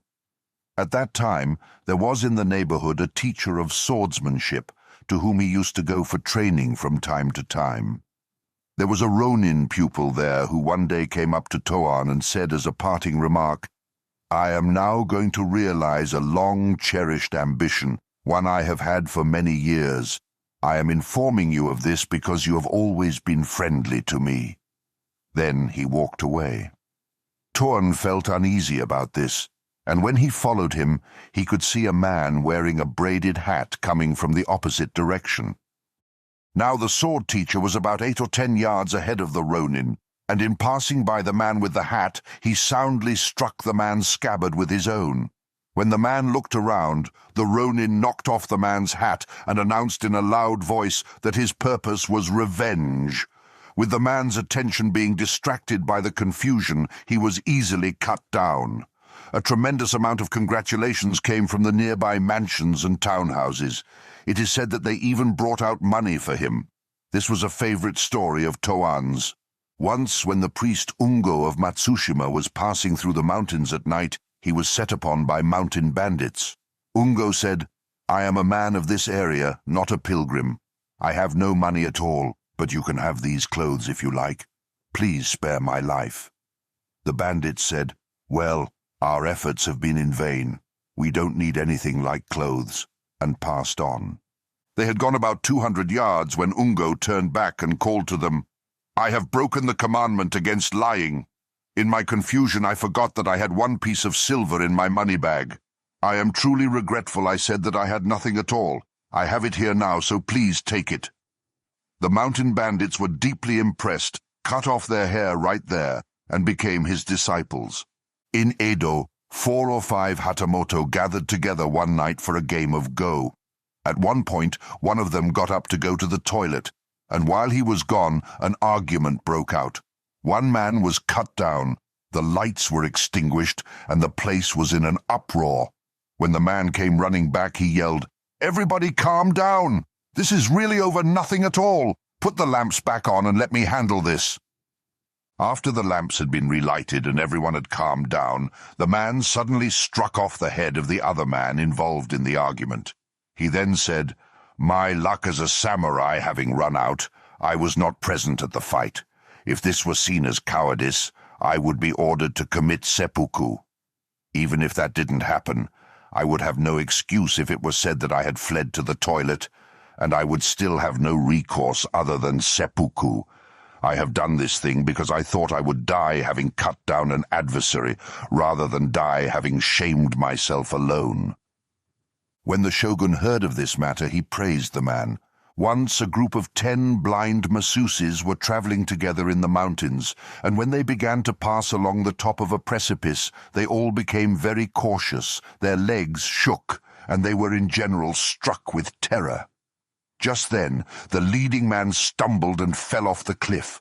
Those that were left all wailed, "Ah, ah, how piteous!" But the masseuse who had fallen yelled up from below, "Don't be afraid. Although I fell, it was nothing. I am now rather at ease. Before falling, I kept thinking, what will I do if I fall? And there was no end to my anxiety. But now I've settled down. If the rest of you want to be at ease, fall quickly." Hojo Awr no Kami once gathered together his disciples in the martial arts and called in a physiognomist who was popular in Edo at the time to have him determine whether they were brave men or cowards. He had them see the man one by one, telling them, "If he determines bravery, you should strive all the more.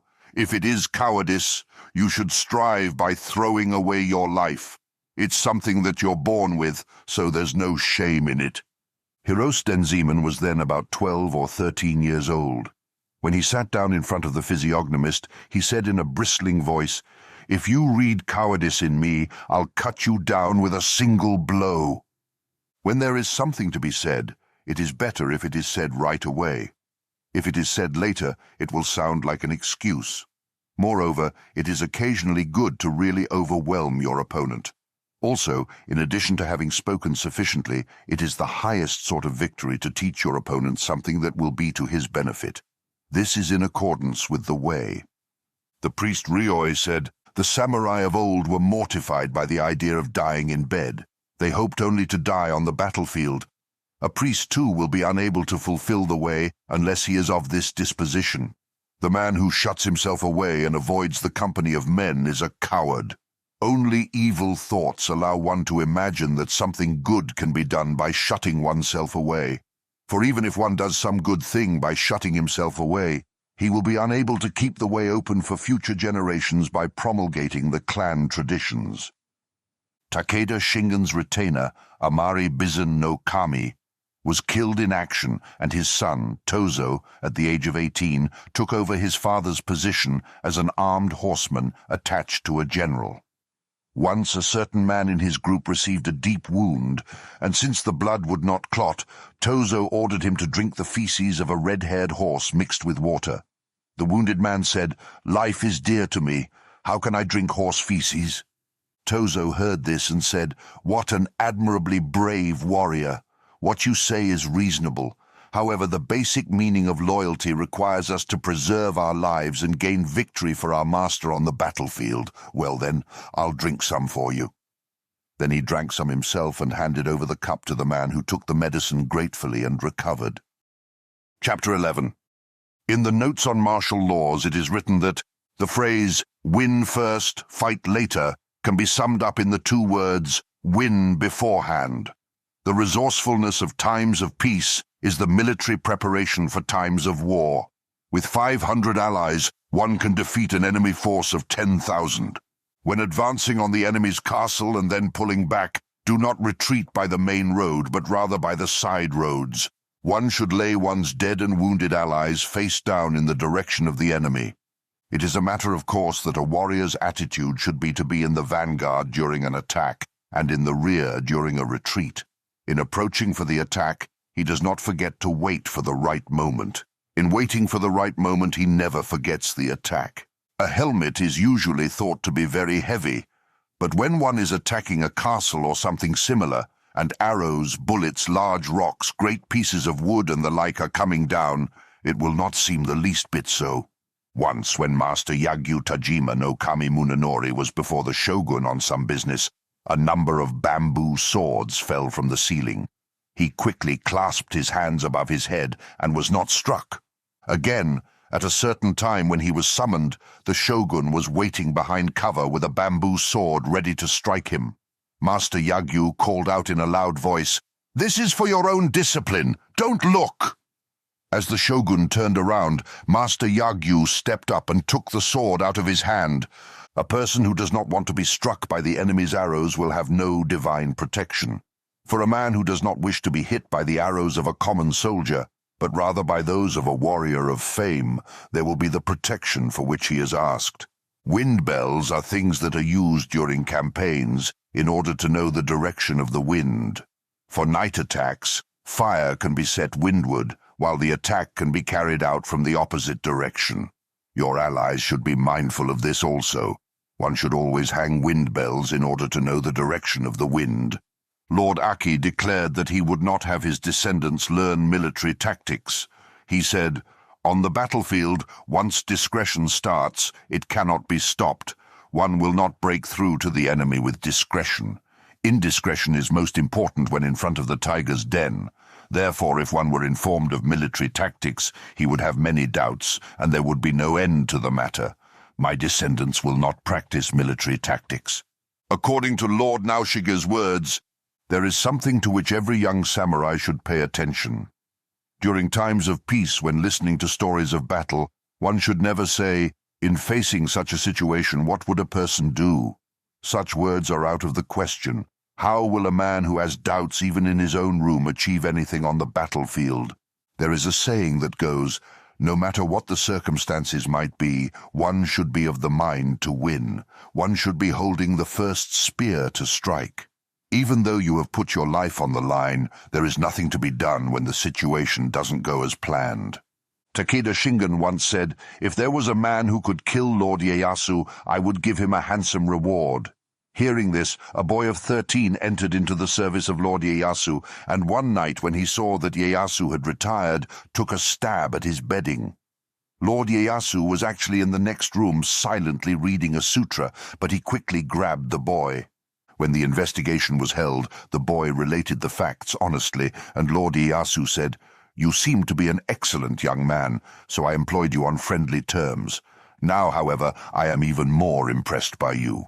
He then sent the lad back to Shingen. One night some samurai from Karatsu gathered together and were playing Go. Master Kitabatake was watching the game, and when he offered a suggestion, one man attacked him with a sword. After the people around them had stopped the man, Master Kitabatake pinched out the light of the candle and said, "It was nothing more than my own indiscretion, and I apologize. The sword hit the Go case. I was not the least bit wounded." Then the candle was relighted, but when the man came to reconciliate and offer him a sake cup, Kitabatake cut the man's head off with one blow. Presently he said, "My thigh having been cut through, it was difficult to offer any resistance. But by binding my leg with my coat and supporting myself with the Go board, I have done this thing." Having said this, he expired. There is nothing so painful as regret. We would all like to be without it. However, when we are very happy and become elated, or when we habitually jump into something thoughtlessly, later we are distraught, and it is for the most part because we did not think ahead and are now regretful. Certainly we should try not to become dejected, and when very happy should calm our minds. These are teachings of the late Yamamoto Tsunetomo. Single-mindedness is all-powerful. Tether even a roasted chicken. Continue to spur a running horse. A man who will criticize you openly carries no connivance.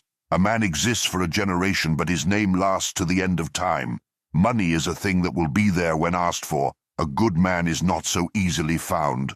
Walk with a real man 100 yards and he'll tell you at least 7 lies. To ask when you already know is politeness. To ask when you don't know is the rule. Wrap your intentions in needles of pine. One should not open his mouth wide or yawn in front of another. Do this behind your fan or sleeve. A straw hat or helmet should be worn tilted toward the front. It is a principle of the art of war that one should simply lay down his life and strike. If one's opponent also does the same, it is an even match. Defeating one's opponent is then a matter of faith and destiny. One should not show his sleeping quarters to other people. The times of deep sleep and dawning are very important. One should be mindful of this. This is from a story by Nagahama Inosuke. When one departs for the front, he should carry rice in a bag. His underwear should be made from the skin of a badger. This way, he will not have lice. In a long campaign, lice are troublesome. When meeting with the enemy, there is a way to determine his strength. If he has his head cast down, he will appear black and is strong. If he is looking upward, he will appear white and is weak. This is from a story by Natsume Toneri. If a warrior is not unattached to life and death, he will be of no use whatsoever. The saying that all abilities come from one mind sounds as though it has to do with sentient matters, but it is in fact a matter of being unattached to life and death. With such non-attachment, one can accomplish any feat. Martial arts and the like are related to this insofar as they can lead to the way. To calm one's mind, one swallows his saliva. This is a secret matter. When one becomes angry, it is the same. Putting spittle on one's forehead is also good. In the Yoshida school of archery, swallowing one's spittle is the secret principle of the art.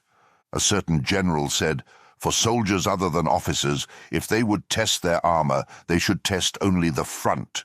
Furthermore, while ornamentation on armor is unnecessary, one should be very careful about the appearance of his helmet.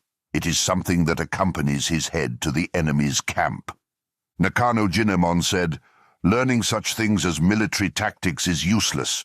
If one does not strike out by simply closing his eyes and rushing into the enemy, even if it is only one step, he will be of no use." This was also the opinion of Iyanaga Sasuke. In Natsume Toneri's military stories it is written, "Look at the soldiers of recent times.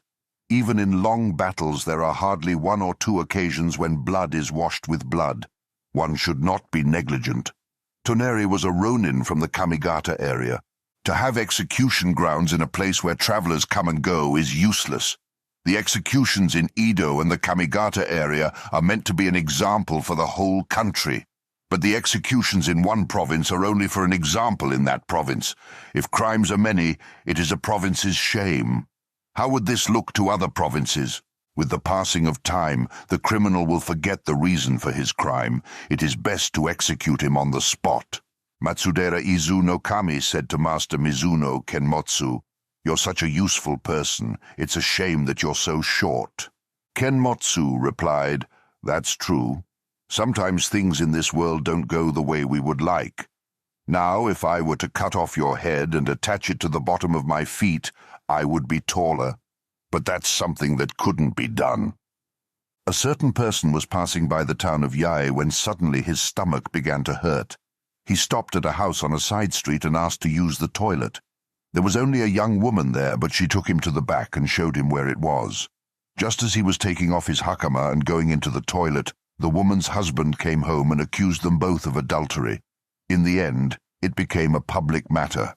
Lord Naoshiga heard the case and said, "Even if this is not a matter of adultery, it is the same as adultery to take off one's hakama without hesitation in a place where there is an unaccompanied woman, and in the woman's case to allow someone to disrobe while her husband is absent from home." It is said that they were both condemned to death for this act. In assessing the enemy's castle, there is a saying that goes, "Smoke and mist are like looking at a spring mountain. After the rain is like viewing a clear day." There is weakness in perfect clarity. Among the words spoken by great generals, there are some that were said offhandedly. One should not receive these words in the same manner, however.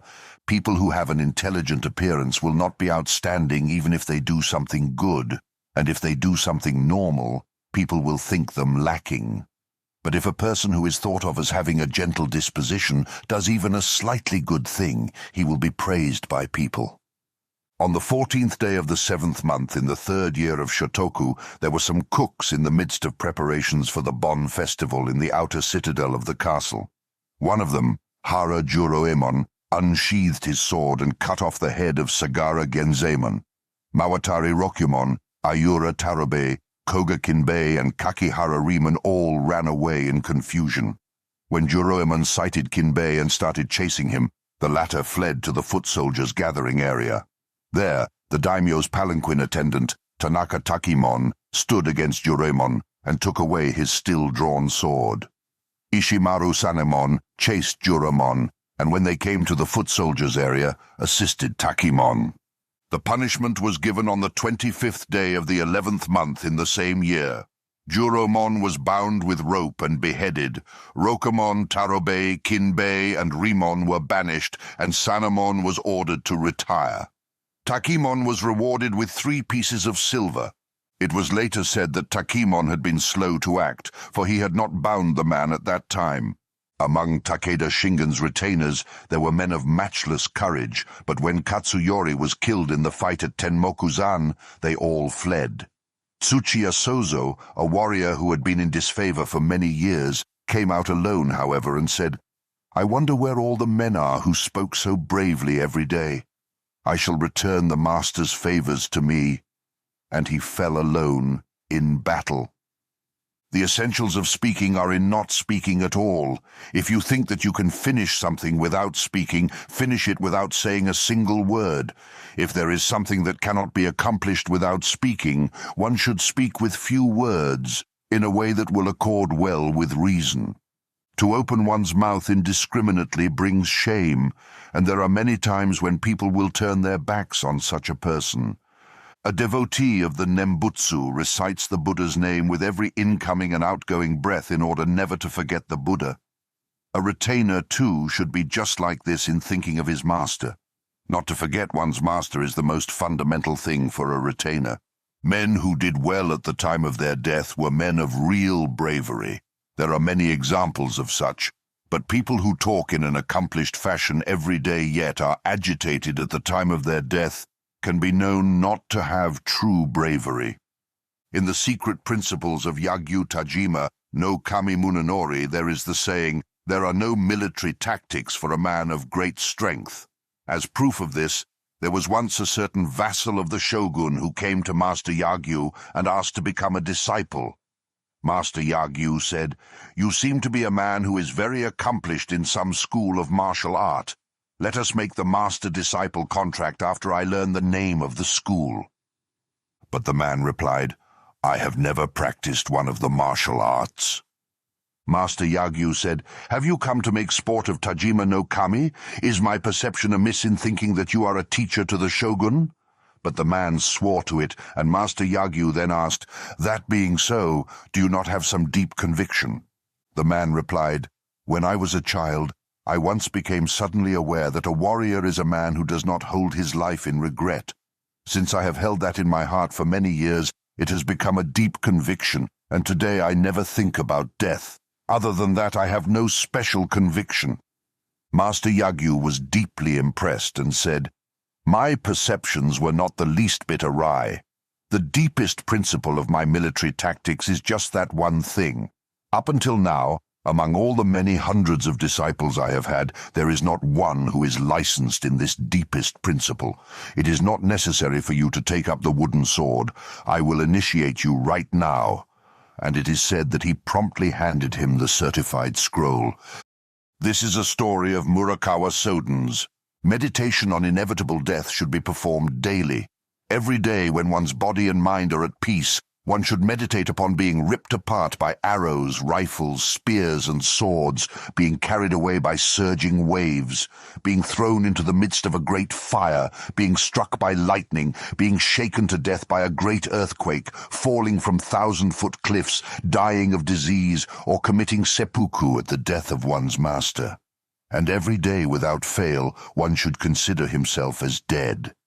There is a saying of the elders that goes, "Step from under the eaves and you're a dead man. Leave the gate and the enemy is waiting." This is not a matter of being careful. It is to consider oneself as dead beforehand. People will become your enemies if you become eminent too quickly in life, and you will be ineffectual. Rising slowly in the world, people will be your allies, and your happiness will be assured. In the long run, whether you are fast or slow, as long as you have people's understanding, there will be no danger. It is said that fortune that is urged upon you from others is the most effective. The warriors of old cultivated moustaches, for as proof that a man had been slain in battle, his ears and nose would be cut off and brought to the enemy's camp. So that there would be no mistake as to whether the person was a man or a woman, the moustache was also cut off with the nose. At such a time the head was thrown away if it had no moustache, for it might be mistaken for that of a woman. Therefore, growing a moustache was one of the disciplines of a samurai, so that his head would not be thrown away upon his death. Tsunetomo said, "If one washes his face with water every morning, if he is slain, his complexion will not change." The word "person of the North" comes from a tradition of the correct way of upbringing. A couple will put their pillows in the west, and the man, lying on the south side, will face the north, while the woman, lying on the north side, will face the south. In bringing up a boy, one should first encourage a sense of valor. From the time he is young, the child should liken his parents to the master and learn everyday politeness and etiquette, the serving of other people, the ways of speech, forbearance, and even the correct way of walking down the street. The elders were taught in the same fashion. When he does not put effort into things, he should be scolded and made to go the entire day without eating. This is also one of the disciplines of a retainer. As for a girl, it is most important to teach her chastity from the time she is a child. She should not be in the company of a man at a distance of less than 6 feet, nor should she meet them eye to eye, nor should she receive things from them directly from hand to hand.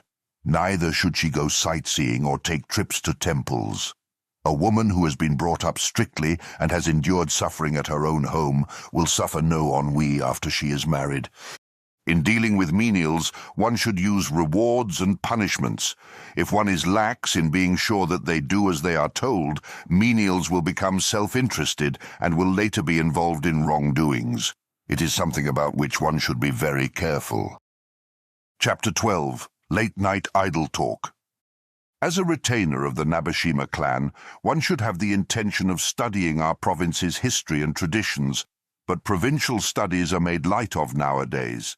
The basic reason for this study is to understand the foundation of our clan, and to know that the clan's forefathers established its perpetuity by means of their suffering and compassion. The fact that our clan has perpetually continued in an unrivaled manner up to this very day is due to the humanity and martial valor of Master Ryuzoji Iekane, the charity and faith of Master Nabeshima Kiyohisa, and the appearance of Lord Ryuzoji Takanobu and Lord Nabeshima Naoshige and their might. I am at a complete loss when it comes to understanding why people of this generation have forgotten these things and respect the Buddhas of other places. Neither the Shakyamuni Buddha, nor Confucius, nor Kusunoki, nor Shingon were ever retainers of the Ryuzojis or the Nabeshimas, hence it cannot be said that they are in harmony with our clan's customs. In times of war or in times of peace, it would be sufficient if both the upper and lower classes would worship our ancestors and study their teachings.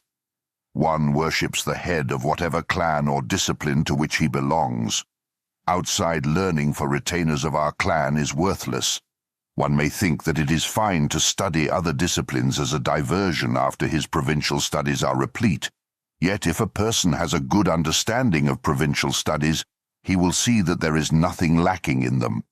Today, If someone from another clan were to ask about the origin of the Ryuzojis and the Nabeshimas, or why the fief was transferred from the former to the latter, or if they were to ask something like, "I have heard that the Ryuzojis and the Nabeshimas are the greatest in Kyushu for deeds of martial valor, but can you tell me some of the particulars?" I suppose that the man with no knowledge of provincial studies would not be able to answer a word. For a retainer, there should be nothing other than doing his own job. For the most part, people dislike their own jobs, find those of others more interesting, cause misunderstanding, and bring on utter disasters. Good models of men who perform their duty in their work are Lord Naoshiga and Lord Katsushiga. The retainers of those times all performed their duties. From the upper classes, men who would be of good use were searched out, while from the lower classes, men desired to be useful. The minds of the two classes were of mutual accord, and the strength of the clan was secure. In all our generations of masters, there has never been a bad or foolish one, and in the end, there has never been one who ranked second or third among the daimyo of Japan. It is truly a wonderful clan. This is due to the faith of its founders. Moreover, they did not send the clan's retainers to other provinces, nor did they invite men from other provinces in. Men who were made ronin were kept within the province, as were the descendants of those who were made to commit seppuku. The wonder of being born into a clan with such a deep pledge between master and servant is an inexpressible blessing, passed down through the ages for both farmer and townsman. This goes without saying for the retainer. The foundation of a Nabeshima samurai should be in knowing this fact, in being deeply resolved to return this blessing by being useful, in serving more and more selflessly when treated kindly by the master, in knowing that being made a ronin or being ordered to commit seppuku are also forms of service, and in aiming to be mindful of the clan forever, whether one is banished deep in the mountains or buried under the earth. Although it is unfitting for someone like me to say this, in dying it is my hope not to become a Buddha. Rather, my will is permeated with the resolution to help manage the affairs of the province. Though I be reborn as a Nabeshima samurai 7 times, one needs neither vitality nor talent. In a word, it is a matter of having the will to shoulder the clan by oneself. How can one human being be inferior to another? In all matters of discipline, one will be useless unless he has great pride. Unless one is determined to move the clan by himself, all his discipline will come to naught. Although, like a tea kettle, it is easy for one's enthusiasm to cool, there is a way to keep this from happening. My own vows are the following: never to be outdone in the way of the samurai, to be of good use to the master, to be filial to my parents, to manifest great compassion, and to act for the sake of man. If one dedicates these 4 vows to the gods and Buddhas every morning, he will have the strength of 2 men and will never slip backward. One must edge forward like the inchworm bit by bit. The gods and Buddhas too first started with a vow.